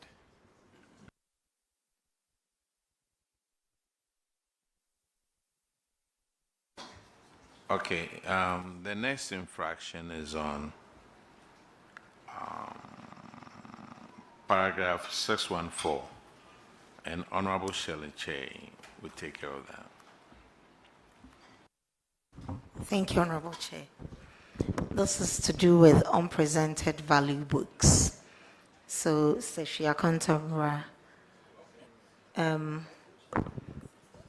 we noticed that you had some GCR booklets that had a value of 20,400 Ghana cedis that you had not presented.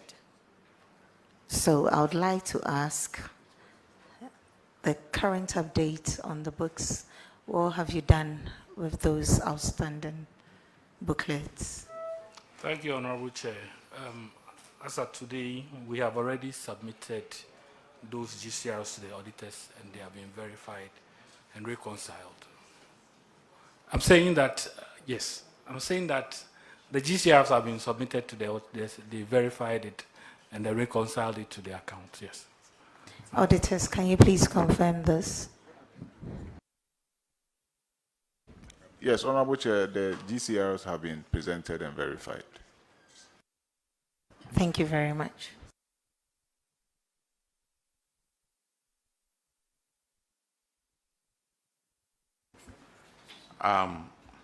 The next infraction is on paragraph 626, and Honorable N.S. Yao Enim will take care Thank of you, that Chair. Secretary Akontomra, this infraction has to do with unearned salaries to the tune of 139,710. And according to the auditors, 3 of your staff were seconded for a period of almost between 2022 and 2024. Officers in question, I think you know. The auditor's recommendation was that you recover this amount of unearned salary. Are you able to provide any updates on what steps the Assembly has taken from the dates of the audit to now on these 3 people in question? Thank you, Honorable Chair. Honorable Chair, we have not recovered the amount as stated in the Auditor General's report. However, the management wrote letters to these officers who were cited in the report, as well as writing to the institutions in which they are in now. As of now, we've not heard anything from them. We also asked IOCO to investigate, of which they have started investigating the matter. I would state that one of the officers whom I learned resigned is now with the Parliament House as an account officer. We wrote to him, he did not respond. We also wrote to the Clerk of Parliament. We've not received any response yet. The other officer who is at Bibiani Ariansu Bekwai was also written, and he has also not responded yet. But the issue is now with IOCO, and they are investigating the matter. Thank you, Honorable Chair. This is here for me to find out from them what actually the issue is. But then you mentioned, you alluded to one of them who works currently with Parliament. And do you have his responses? Have you contacted him personally? Honorable Chair, I did on several occasions. He never responded to me. And he has not also officially written to the Assembly. How did you communicate to him? Honorable Chair, when I came, I realized that my predecessor had written to him officially. Do you have a copy of the letter yes, here? Yes, please. We have it Has here. this been given to the auditors? The auditors were given a copy. The auditors, can you confirm if you have a copy of this? Yes, they provided those letters to us. Okay. Mr. Chair, under the circumstance, I think I would defer to you and the necessary action can be taken. Yeah. Now let's go to... Chair, if you may indulge me. Say, did you show evidence to the auditors that he was actually paid for that period that is said that he separated in terms of vacation of post? He vacated post in January 2023. Can you say with certainty and evidence that he was actually paid for the period under contention we talk about? Or is it that because he was not at post, there is a presumption that he was paid? Because he says he works in Parliament, and we have an occasion to know that he also says that he was not paid for that period that he was, because he was seconded to a member of Parliament, and when he got there, he was not paid for that period. That is why this matter is an issue now. So can you say with certainty and evidence that he was paid for the period under contention? Honorable Chair, I can't say for certainty, but I believe there are reports, and I think validation reports, of which indicates that he was validated. And for the period of January 2023 that he left post, and for 3 months that he was not reporting to work, and he was still being validated by who? Was he the person validating himself for the period, or who was validating him? Because he cannot validate himself. And you say the person has vacated post. At least if it's for a period of 2 months that you validate that person, fair deal. But after 3 months, you keep validating that person. Don't you think the person who was validating should also somehow be held responsible for negligence and not doing his job? Because you cannot also prove it with certainty that he was paid, but you are talking to validation reports. Yes, Honorable Chair, I was not there at that time, but I believe that he was validated by my predecessors. Wait, don't say believe. You see, we are at a table where we want to deal with evidence, just as you showed a letter to the auditors that we wrote to him. You can't say to us that you believe. We cannot take your word of belief to be the fact.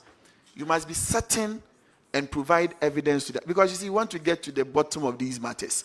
It is not just to say you believe and therefore we go on those standing. Can you say with certainty that based on the validation, and do you have copies of that validating reports here, that based on that the person was paid? Do you have copies of the validating reports?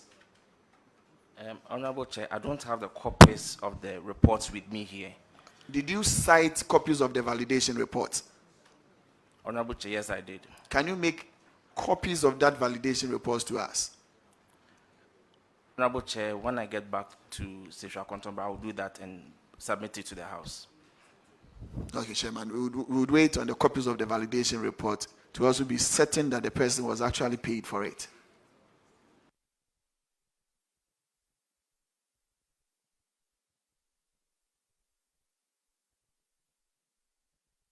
Okay, the next infraction is on paragraph 639, and Honorable Gape will take care of that one. Thank you, Secretary Contemporary. This matter is just simple.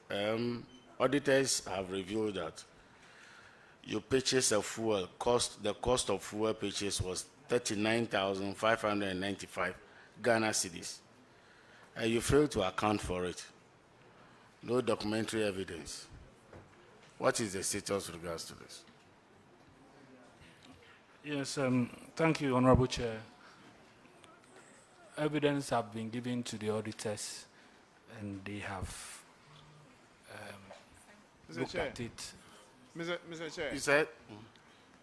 Mr. Chair, on the issue we just passed before Honorable Gape came, I feel something is not right. What is not right? The gentleman submitted that the fellow now works in Parliament.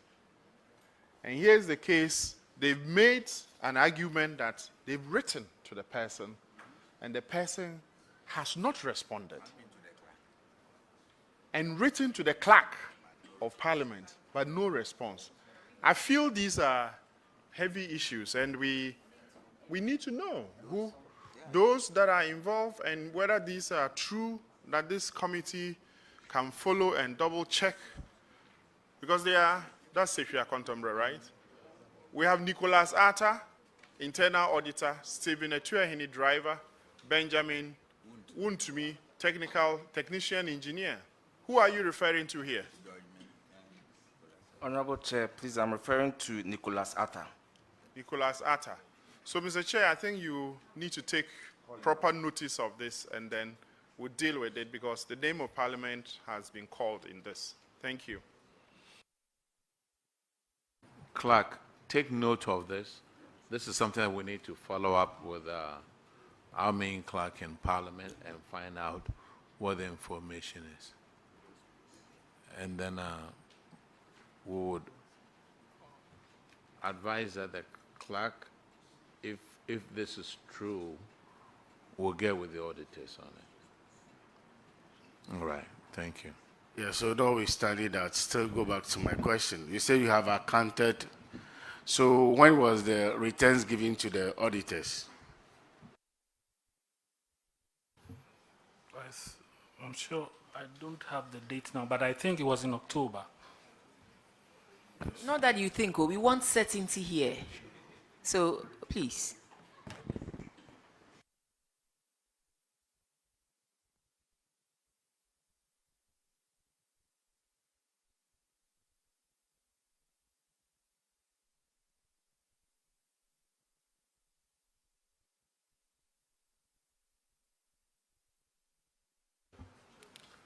Honorable Chairs, thank you. It was 2nd September 2025. Auditors, can you please confirm?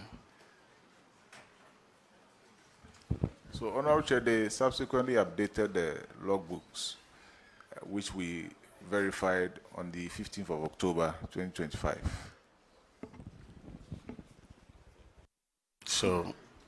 So henceforth, please do the needful. We don't want to next year you come with the same. And then north, the western of what is happening?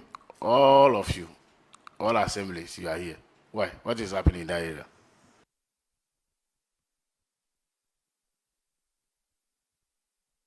I think it's the water. The next infraction is paragraph 651, and Honorable Simon will take care of that one. Thank you very much, Chairman. Mine has to do with tax that you're supposed to deduct out of is 5,367 Ghana cedis, 13 transactions. You're supposed to deduct the tax and pay it on to GRA. Have you done that?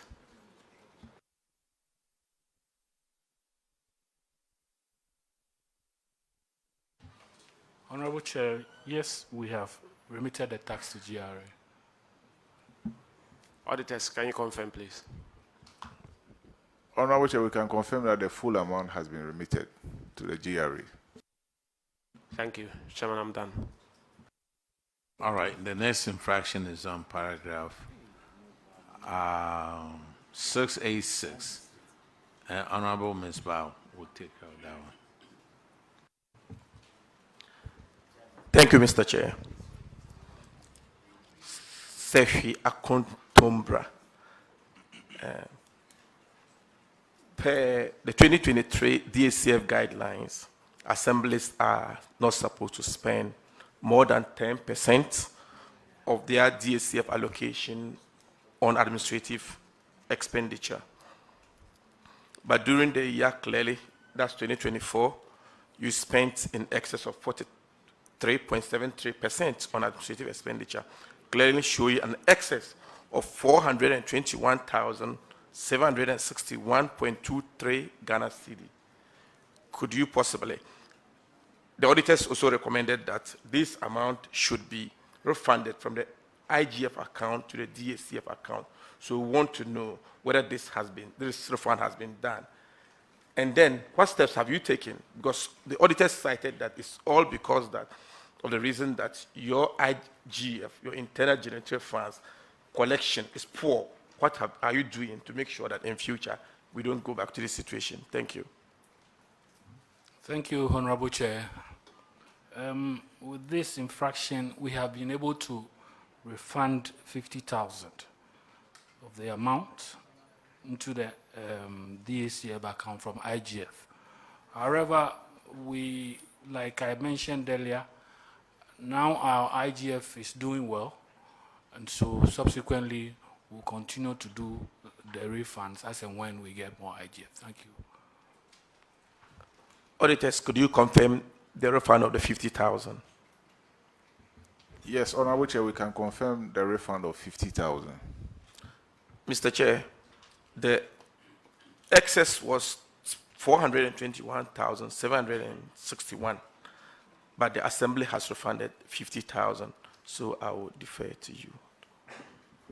Only 50,000 out of the 400. What are you using your IGF for? Honorable Chair, some of our IGF are used for assets. We have assets. For what? Assets. We have assets that we used IGF for. What kind of assets? Market. We've done a market at Tumuda. Sorry, Kremokrom market, and some of these things. You see here, money that you are supposed to use for other infrastructure development, you use it as administrative expense, and then you say you are using your IGF to build a market. What kind of story is this? Thank you, Honorable Chair. Look, whatever you get on your IGF, pay 25% of it to the DACF account, and auditors will follow up on it. Aye. Whatever they give it to you, you spend. Aye. Even if they give you 1 billion, you will still. Okay, now let's go to the next one. You see, DACF, 3 transactions. You didn't have PVs for it. Transportation on election. And then 3 transactions from PWD account for goods and services, 14,000. You don't have any account PVs for unsupported payments. Thank you, Honorable Chair. We had PVs on them. Look. We had PVs, just that...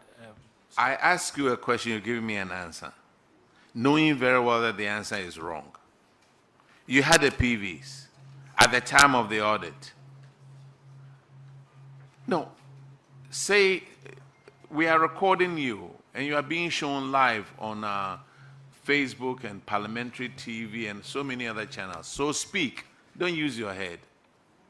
You had these supporting documents during the audit. Yeah, Honorable Chair, you mentioned PVs. That is why I said the PV was available at the time of the audit. At the time of the audit? Yes, the PV itself, not supporting documents. I was saying PV. But the supporting documents. Honorable Chair, yes. At the time of the audit, we provided these documents. However, I couldn't understand why it featured in the management letter. So we took back the documents to the auditors for them to have a look at it. Because we have the PWDs, these were payments done for a little boy who had legs problem and stuff like that. So we took it back to the auditors and they were able to verify them for us. That very day? No, not that very day. When? It was after the Auditor General's report. So you didn't support these things during the time of the audit or the 30 minutes leeway that you had? Honorable Chair. Where was the document? Where were the documents? The documents were at the time in the office. And Honorable Chair, I was part of the audit. During the audit, I was there all the time. But I realized that this happened. So I went back myself to the auditors. When I saw it, that it's in the Auditor General's report, I was Okay, surprised. auditors So- are here. Let me so- verify from the auditors. Auditors, he claims he gave you the supporting documents, but you still listed them as not providing them. Honorable Chair, with your leave, if the district auditor can speak to the issue. Go ahead. Thank you very much, Honorable Chair. I think that I'm a bit surprised he's saying that the documents were available at the time that we conducted the audit. I don't think that is not a fact, because he himself wasn't available.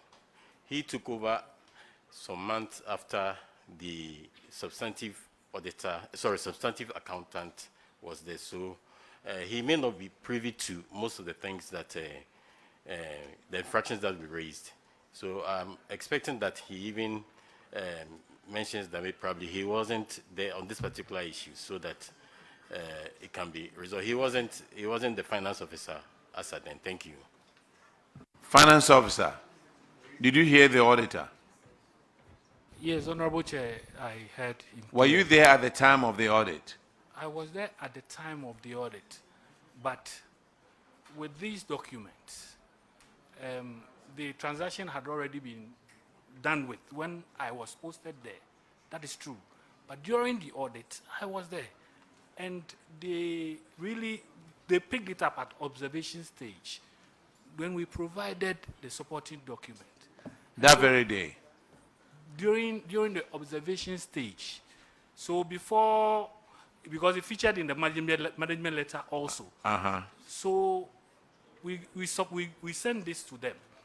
And I was surprised it showed up in the But didn't you hear the auditor say that you weren't there? No, I was there. I was not there when the transaction was going on. However, during the audit, I was in Akontomra in October. I was brought to Akontomra in October. These transactions went on in September 25th and December, respectively. So one I was there, one I was not there. But during the audit itself, I was there. When they were conducting the audit, I was there.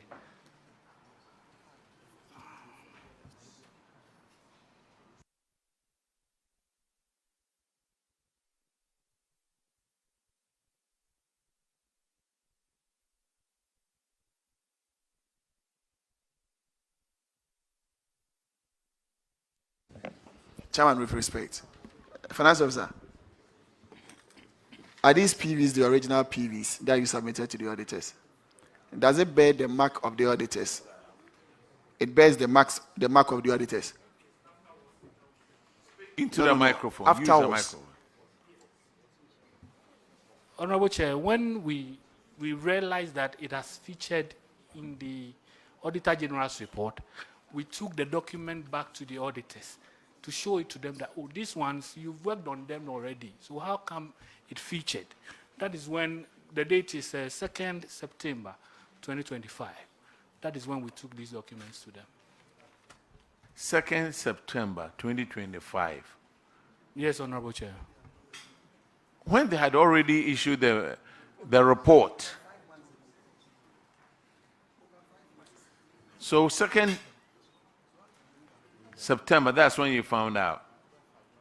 Was, Honorable Chair, please, it was when the Auditor General's report was released, because we didn't know it would feature, honestly. So when it featured, that is when we were caught off guard, and then we had to go back to them and they show it to them. Thank you, sir.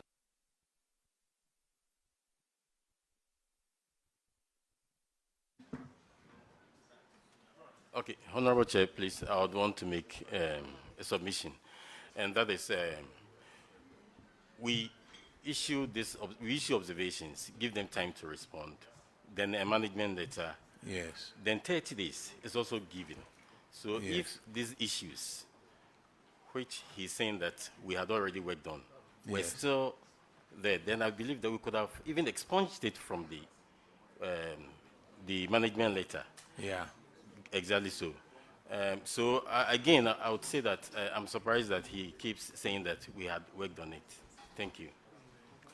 When they gave you a management letter, did you reply to it? Honorable Chair, yes, we did. Do you have was it in writing or verbal? Yes, it was in writing, Honorable Chair. Do you have a copy of that? Okay, please, I'll look at That you addressed these with them?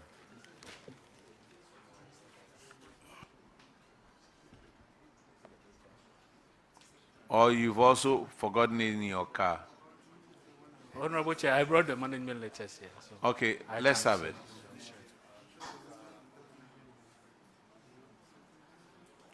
And you give it to the auditors.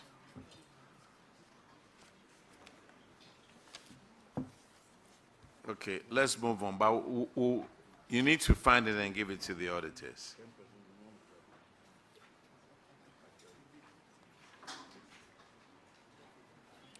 The next infraction, Sefia Contombra, is on paragraph 705, and Honorable Shirley Che will take care of that one. Sefia Contombra.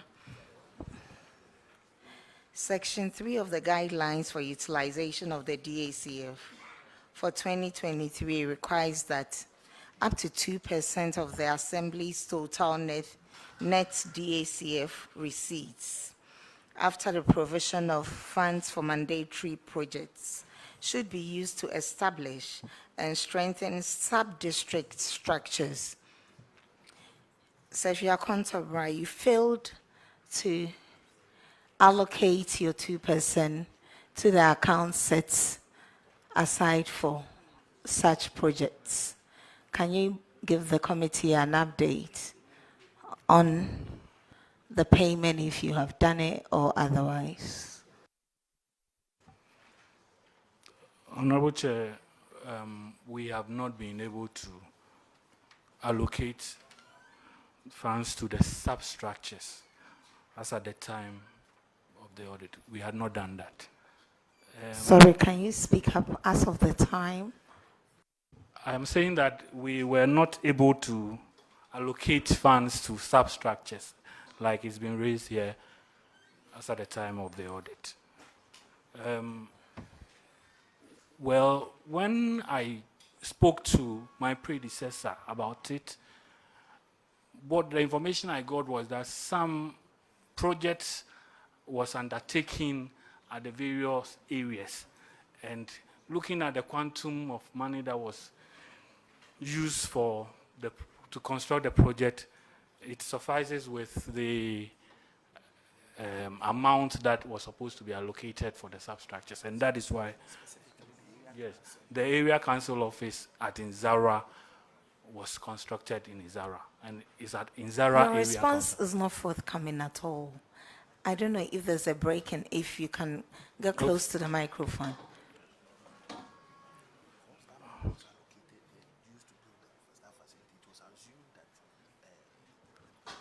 Honorable, do you want to respond for him? Okay. He will do it. Honorable Chair, what I was saying was that we have not been able to allocate funds to substructures like it's being said here. However, I spoke to my predecessor, and the information he gave me was that there is a project, the substructure have gotten an office in Inzara, and when you look at the quantum of money that was voted for that construction, it's well suffices for the allocation of the funds to them. So not directly, we have not allocated funds to them directly. However, there have been structures that have been put in place at the area council office. Thank you. That's not good enough, because you have guidelines for a reason. And if you want to use the money or expend it the way you are saying, you should follow the guidelines and expend accordingly. So you have records to indicate that you use the money in that way and manner. Since guidelines are not to be flouted, you have to pay the money back into the substructures account. When do you intend to do so?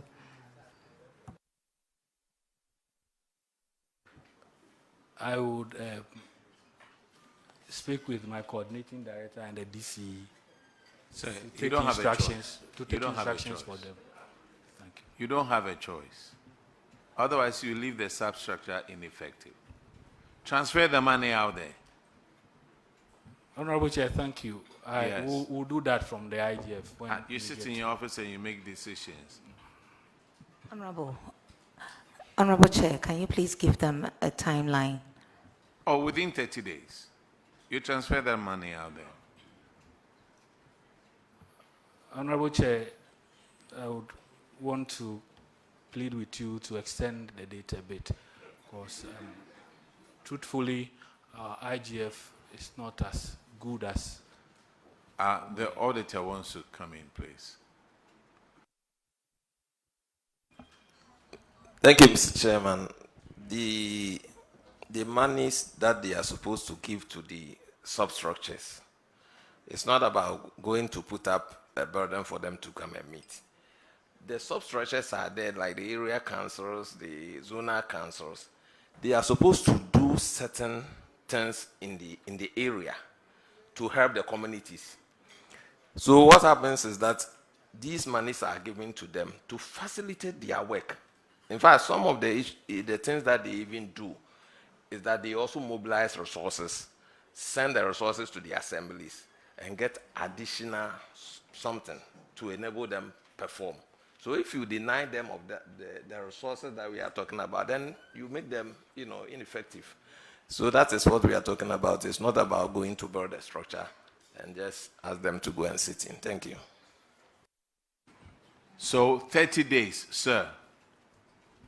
Find the money for the substructure.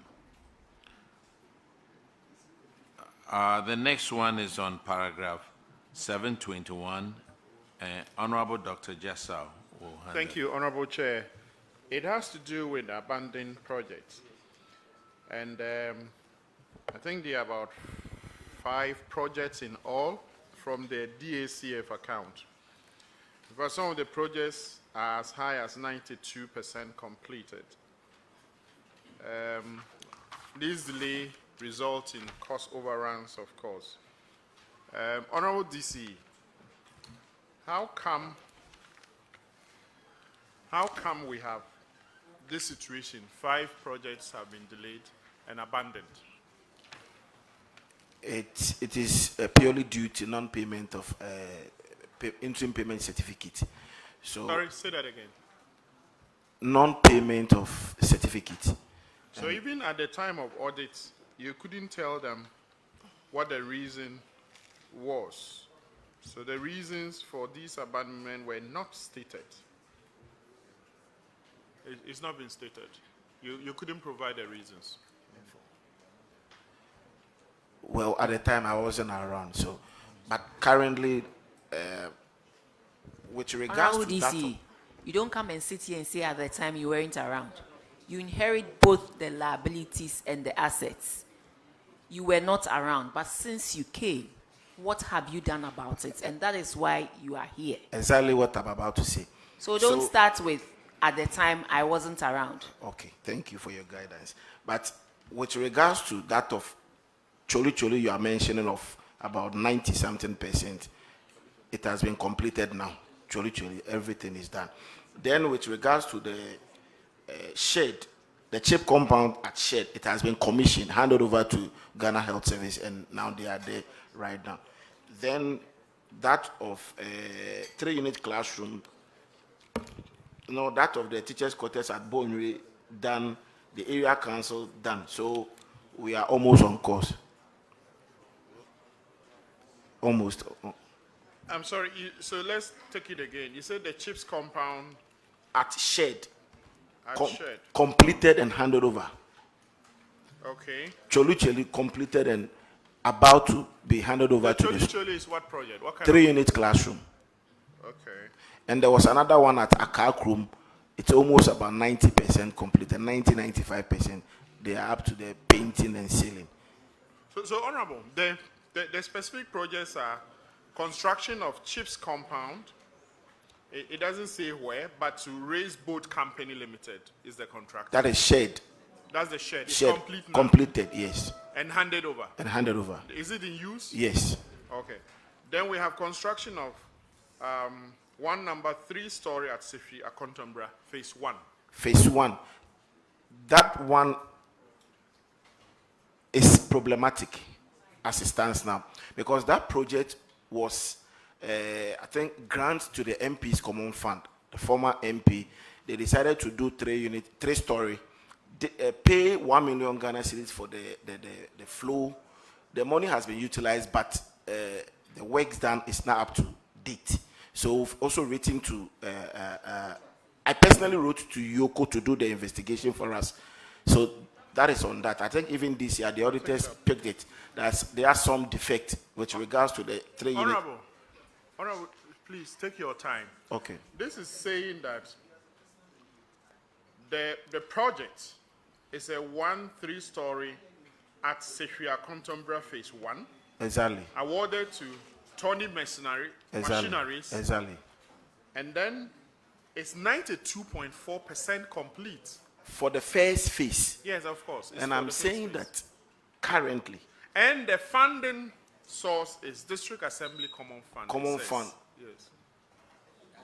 District Assembly Common Fund, that of the MP's labor account, not the mainstream Common Fund. Okay. So what I'm saying is that currently.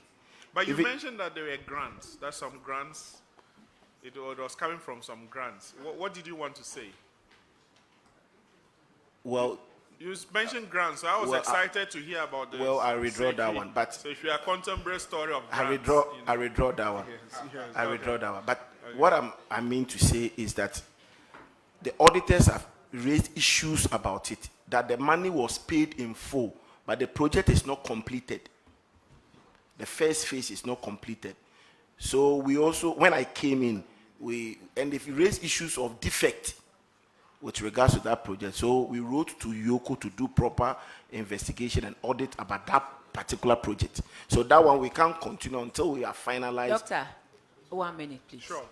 Sir, if there are defects on the building and it's 92.4% complete per what you call the phase 1, and the total cost is 1,924,000 Ghana cedis has been paid, won't you rather let the contractor fix the defects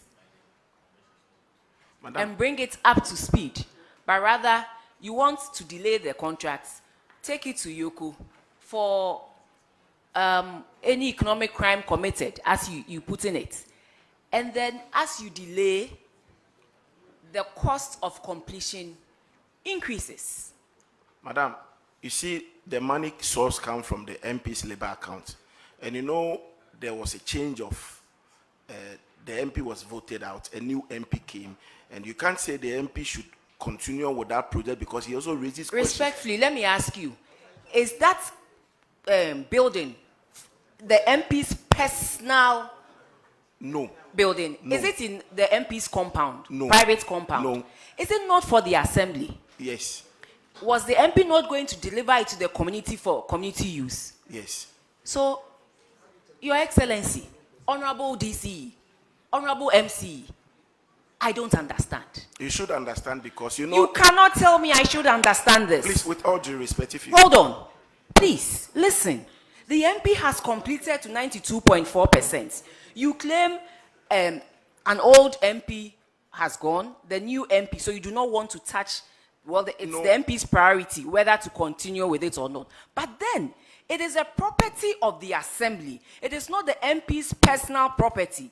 So that when you come and there are issues, you rather rectify the issues and complete the project. But rather you say you've written to Yoko because when the auditors came, the auditors said the building is not up to speed, there are structural defects. When there are structural defects, is it Yoko that you take to? I was thinking that even if there are structural defects, you take it to ESL, AESL.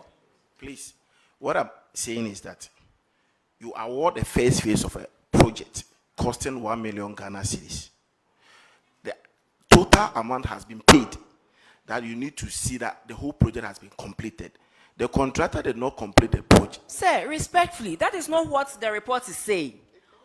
It's like you are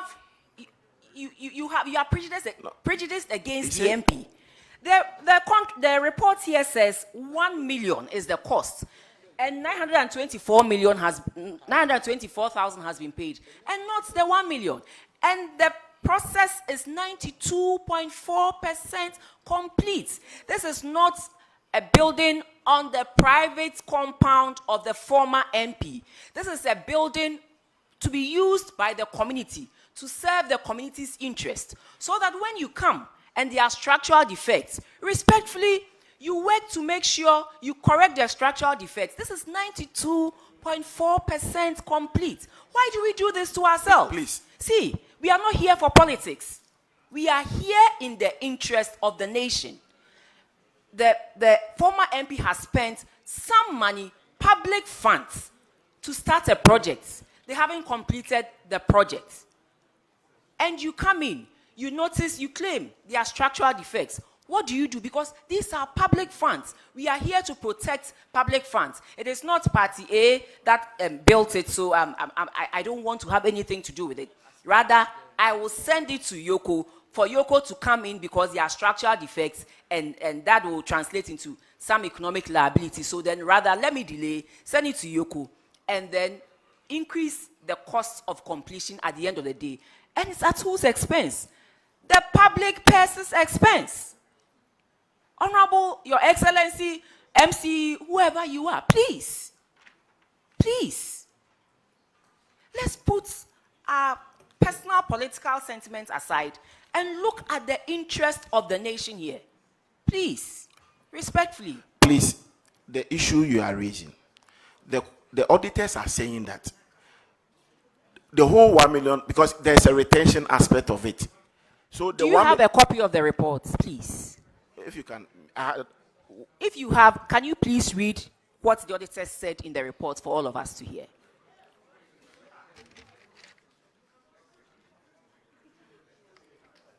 What I have here is the current status. So if it is not what you have here. Do you have a copy of this report that we are speaking to? No, I don't have you are the MCDC. You have come here to answer infractions. I don't have it here. Listen to me, please. You have come here to answer infractions on the Auditor General's report on the management and utilization of the District Assembly Common Fund. And you say you don't have a copy of the report that, based on which we are asking you the questions, you don't have a copy of that report. Madam Chairman. Yes. Madam, I want to come in and plead with you that clearly and procedurally, I think that the project must be completed and put to good use. If there are defects, you engage the consultant and you engage the contractor and you find out what can be done before you trigger a Yoko among the other institutions. Because with the narrative, it looks as though we want to find a fault where there may be none. And as Madam Chairperson is saying, even if you are unable to get the commitment of the current MP in terms of using his allocation to be able to complete it, we've made allocation of 20% legacy fund. Looking at the rate at which the completion is 92.4, it means that just a little commitment from the assembly would be able to complete the facility and open it to good use. So I would suggest that you take a good look at the report again, engage the consultant, engage the contractor, and revise the modus with which you are approaching the project. Thank you, Madam Chairperson. Thank you, Madam Chair. With respect. Thank you very much, Regional Minister. But it's unfortunate that you come here and you don't even have a copy of the report we are speaking to. It's very, very unfortunate that you come here, you are coming to answer to queries in a report that you have been cited in, and you're telling me you don't have a copy of this report. Madam Chair, I don't think... Respectfully, you can go onto the Auditor General's or the Audit Service website. They are online. I want you to pull it and look at exactly what you have been cited for. Not a piece of paper in front of you, but the actual report, so that we can be on the same page and you can speak to it. Madam Chair, with respect. Say, did you say the auditors raised concern of defect of the building? Yes, sir.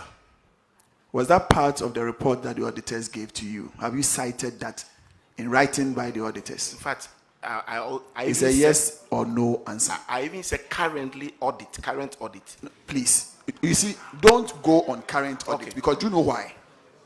If you leave a property sitting for more than 4 months, 6 months, there would obviously be cracks in them. Go and look at buildings that even people are living in. Weeds have grown on the ceilings because people don't take care of it.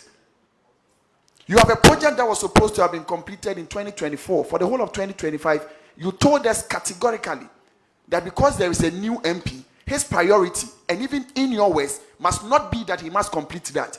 And you are telling us that the current report of 2025 or 2026 is telling us that there is defect in it. And you are telling that the auditor says so. The auditor says that phase 1, by the works that they've seen, is 92% complete, left with 8% to be completed. And it's not been done. We are asking, and they said there is defect, and there's no defect in it. Please, will you allow me to talk? Please, with all due respect. Talk. No, Chairman, let's give him an opportunity to talk. What I am saying is that they awarded the project for 1 million Ghana cedis. The amount has been paid, leaving retention. The contractor has not done it up to the 100%. So, please, so we when I came, we contacted the contractor.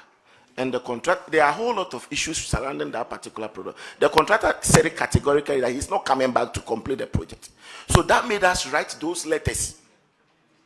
So if you can, because if the money has been paid, we don't want to commit another money into the phase 1.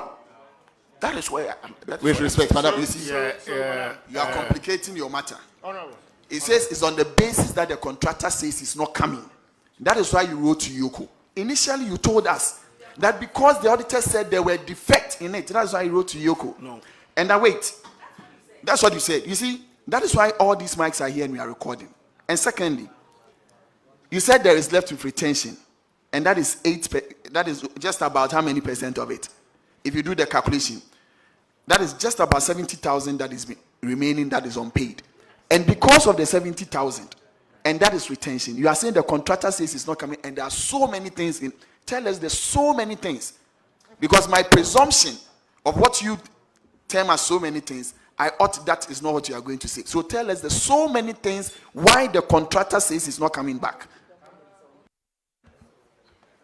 The contractor said he was given a project at the Akontomra to construct an AstroTurf. That contract was not signed. The MP committed him to be doing that. Saying that look, we are not talking about an AstroTurf. We are talking about the completion of number 1 story at Akontomra phase 1. I'm telling you there's so many things. So don't say there's so many. In respect of this project, what is the problem? The problem is that the contractor says he's not coming back. That is what he told that Tony Machinery. When I engaged him, he said he's not coming back. In your view, would the retention be able to complete the project? No, because the project is sinking. The project is sinking? It's sinking, yeah. It can't complete. 70,000 cannot complete it. The project is sinking? Yes. And who gave you that report that the project is sinking? In fact, we've all been there. I have been there myself. No. The engineer Paul, we all went there, and you see some areas the project is sinking.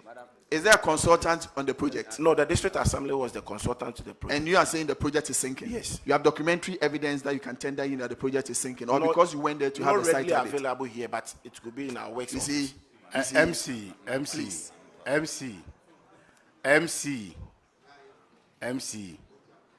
please, these are all public money. Let's exercise restraint and then do the right thing. So, yes. Well, please, where you coming? Yeah, Frank, just 1 second. Let me set this boundary so that we can make progress. Because it's technical. I understand what he's doing. That's why I want to ask. All right, please go ahead, Frank. Thank you very much, Doc. So, where is the source? What's the source of fund for the project?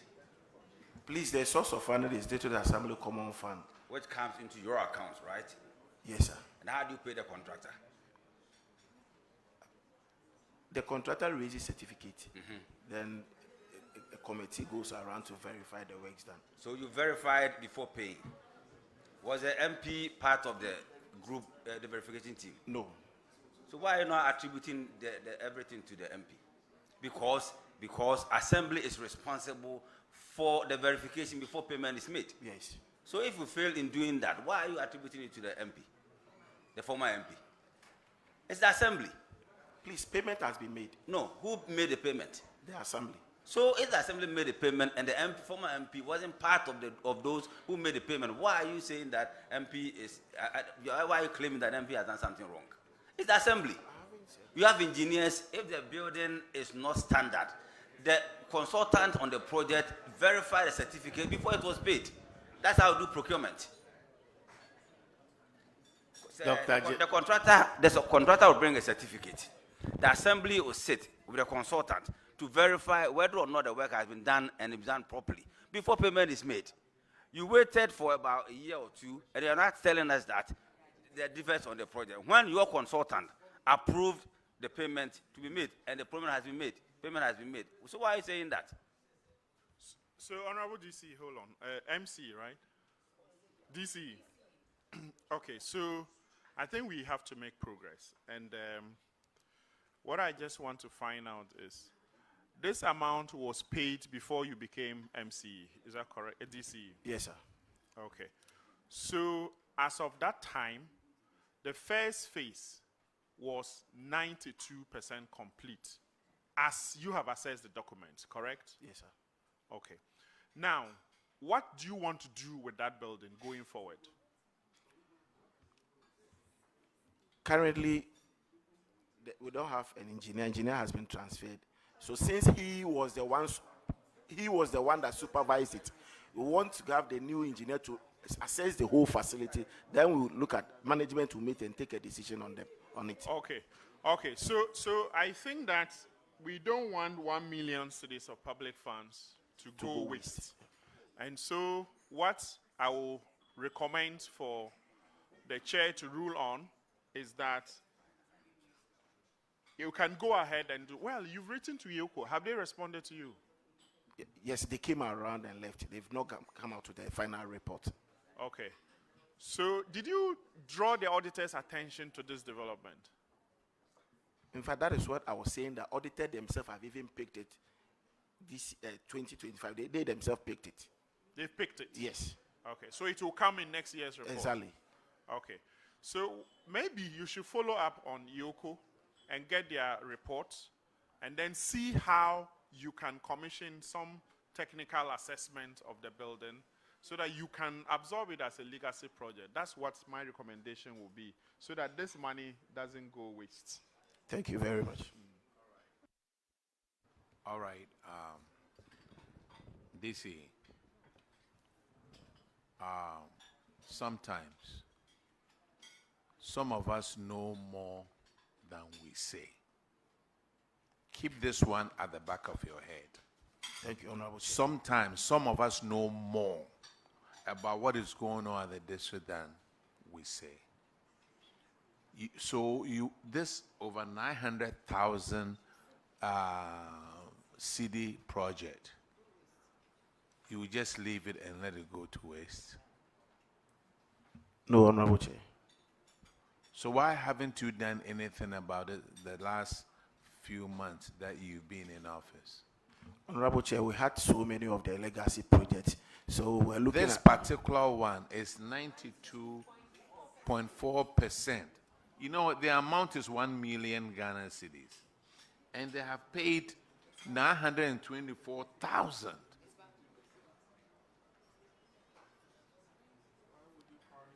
Think about it. Thank you.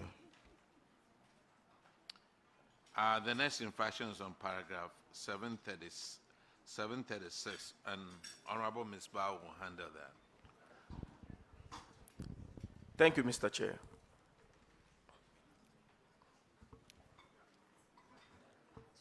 "43 transactions amounting to 42,076 Ghana cedi in respect of fuel was not accounted for by way of recording in the logbooks and receipts. For this reason, the auditors are not able or were not able to validate whether the expenditure was made appropriately. And hence, they have recommended that the district coordinating director and the finance officer be made to refund the said amount. Please, has the monies been refunded? Thank you, Honorable Chair. Please, the monies have not been refunded yet. However, we've made entries into the logbooks and provided the various receipts, and the auditors have verified them. Thank you, sir.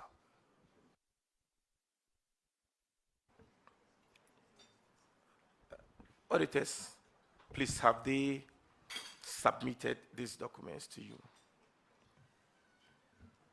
Yes, Honorable Chair, they updated the logbooks and then presented them for our verification. Yeah. Thank you very much. Mr. Chair, the recommendation was clear. They recommended that the said amount should be refunded by the district coordinating director and the finance officer. However, they've done something different, so I would want to defer that to you. So before that, I wanted to know, were you part of the exit meeting? Honorable Chair, yes, I was. Yes, I was. And then you are privy to the management letter issued? Yes, Honorable Chair, I was. 2 weeks plus another 30 days, almost, let's say, 6 weeks or 7 weeks. You were not able to actually, give them the necessary documentation. When was the last time this documentation was given to the auditor?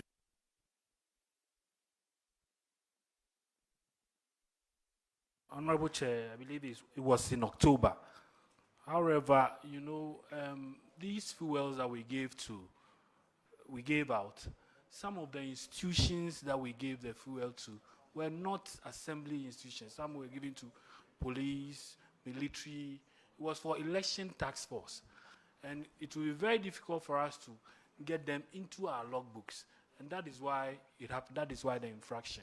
Because so have you explained this to the auditors? yes. And then the receipt would have been signed by those who took the money. Have they signed the receipt? No, we didn't give them monies. We have a fuel where they can go for the fuel. And then we will go for the receipt and attach it to the various documents with the car numbers. Did you do that? The receipts have car numbers? Yes, yes. So those car numbers show clearly that they are not assembly's car? Yes, yes. And you have mentioned this to the auditors? Oh, yes, we did that. We mentioned it to the auditors.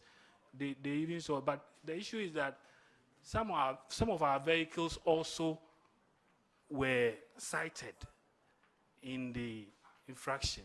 Sir, I just want to find out from you. So I can just go to the fuel station because I'm in the category of, and then the attendant or the reports will come to you that this military group went in for fuel to the tune of this. Don't they sign against the amount they take from the fuel station? Auditors, did you see anything like that, a signed amount? At least, if I'm supposed to go in for fuel, I can just get up and go in there and take the fuel without signing to authenticate that I have taken this quantum of fuel. There's nothing like that. Honorable Chair, this was for election tax. I know it was for election. Was there something like that? Yes. No. No, I don't think there was something like that. Were you there? Yes. So how do you ascertain whether somebody taking the fuel? How do you ascertain that? So, at the end of the day, those that went to buy the fuel brings us the receipt for us to attach. So they go and do you know that, for instance, if you send me to go and buy fuel, I go to the filling station. Maybe I bought fuel, let's say 100, and then they bring you 500 Ghana receipt. How do you ascertain that it's 500? Without my signal, how do you ascertain that is the vehicle actually? That vehicle was fuel at amounting to the cost of 500 Ghana cedis. Honorable Chair, it was the election task force team. There's somebody. We know it's election. Don't be mentioning election task force. We know that is it. Just go straight to the point and answer. No, somebody was given that mandate to ensure that fuels that are allocated for the various departments are given to them. And so somebody was there that will say, okay, give this amount of fuel to this vehicle, this amount of fuel to this vehicle.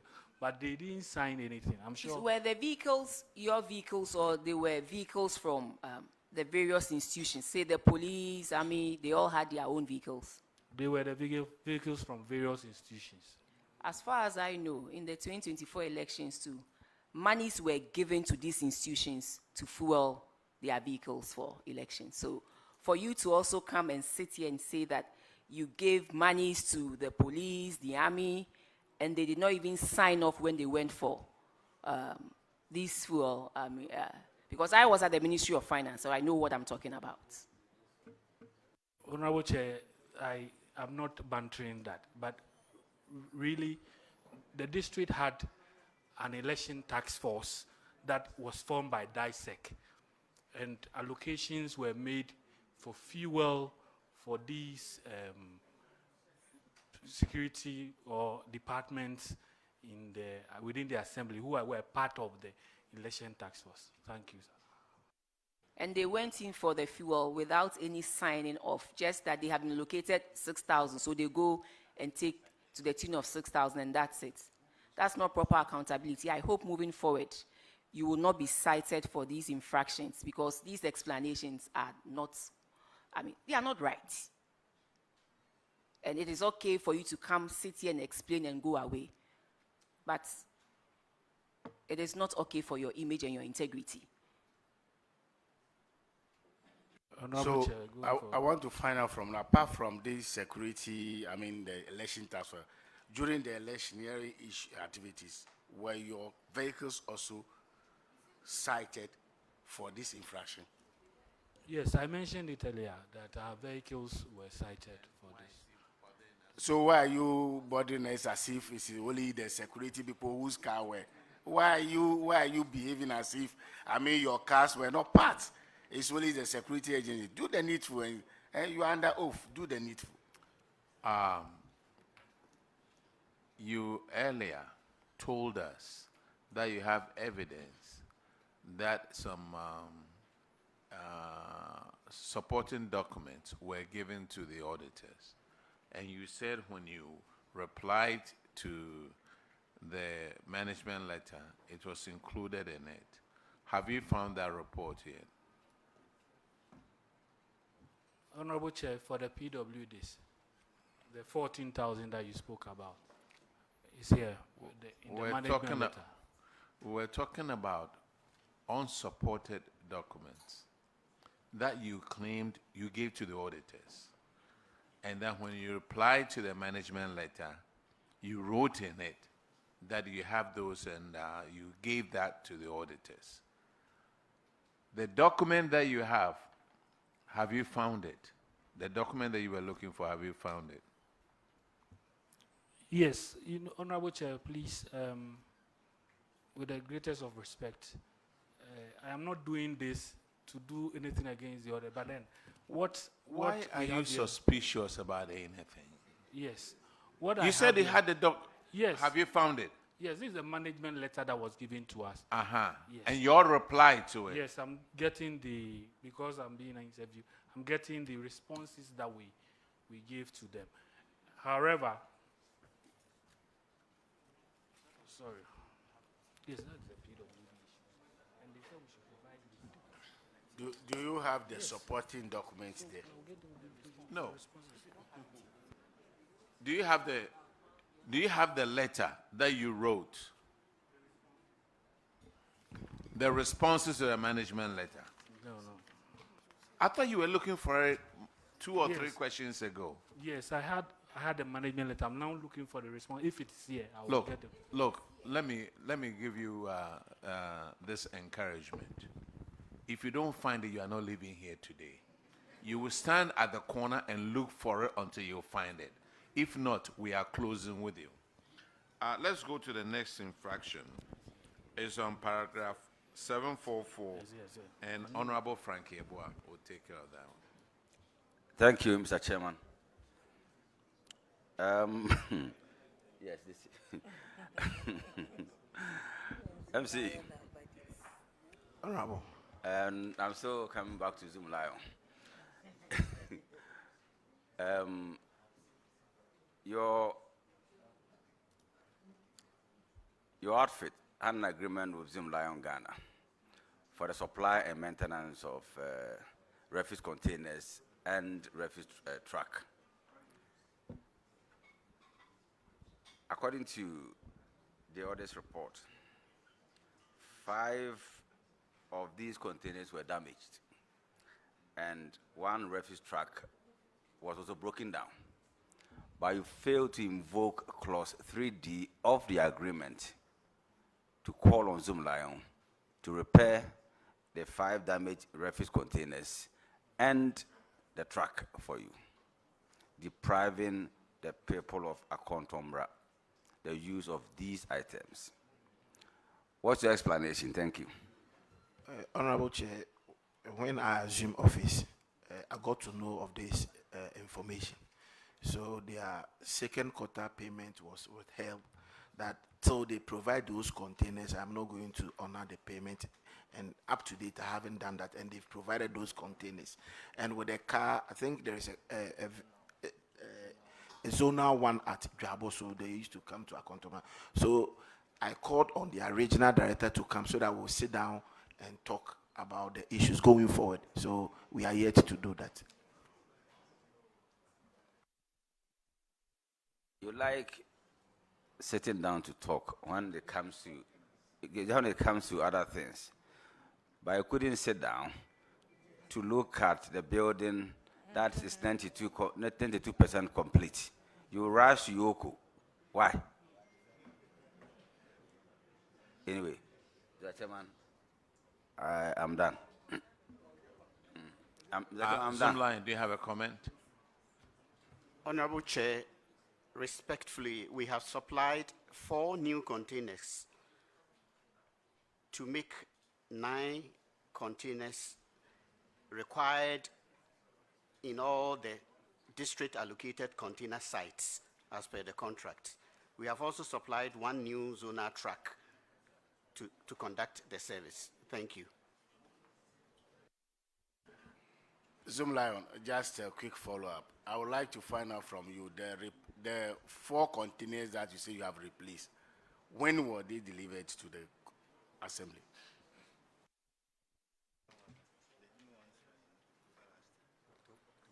Honorable Chair, October last year, they were delivered.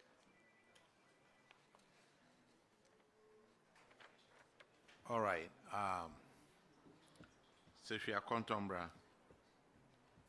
there were some taxes. Failure to deduct and remit taxes. What has happened to it now?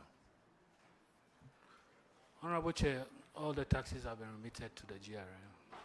Okay. Auditors, could you confirm, please? Yes, Honorable Chair, confirmed. All right. It's interesting that Sefia Kontombra, you wrote to Ioko. Maybe we need to call Ioko as a committee. Have you found the information that you said you had? I could make it easy for you just to ask you to refund the money out of your pocket. And then we don't have to be waiting for all these things. I could make it easy for you. Take your poison.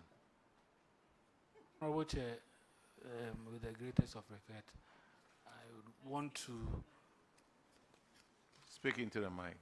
I would want to apologize for the wasting of your time and all these things. In fact, these infractions were committed by us at the time. However, we provided the supporting document, and it featured in the management letter. And also, we gave it to the auditors and they verified. So that is The question is, what is your proof?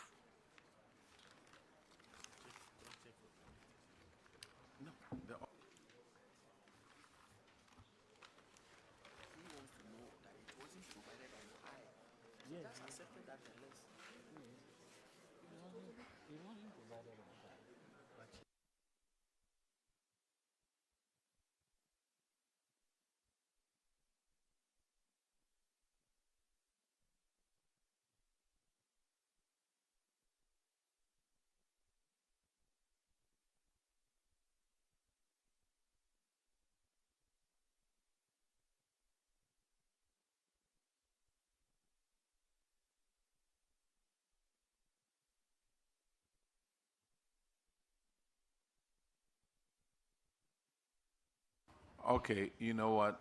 You are discharged pending the information that you're going to give us. So we are waiting. And we are also waiting on Joaboso. Yes. Thank you. Honorable Chair. Honorable Chair, I would want to come in to sincerely apologize on behalf of my colleague, Finance Officer. If you could give us some more time to look for the document so that we can produce it to the committee. What do you mean by more time? Didn't you hear him this morning that he said he had the documents over there? It was between him and then the auditors. The auditors, you heard them say that they didn't have these documents at the time of the audit. He said he had it, and then he spoke to them about it. It was in the management letter. And when he replied to the management letter, he had it all over there. Imagine if we didn't have auditors to be auditing the ministries, departments, and agencies.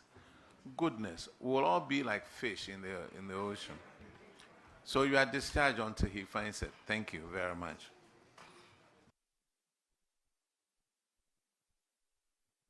At this time, it's 2:43.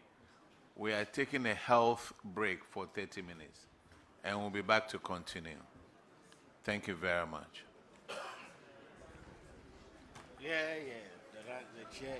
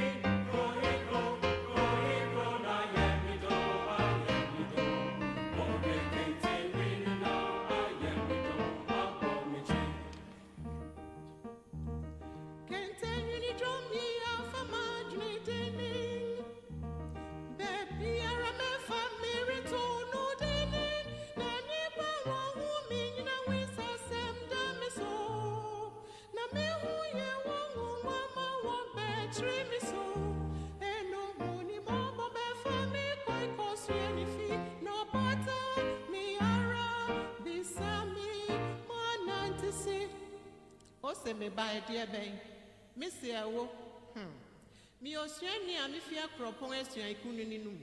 Na mati send your bon repro ye jeding walking to minimum.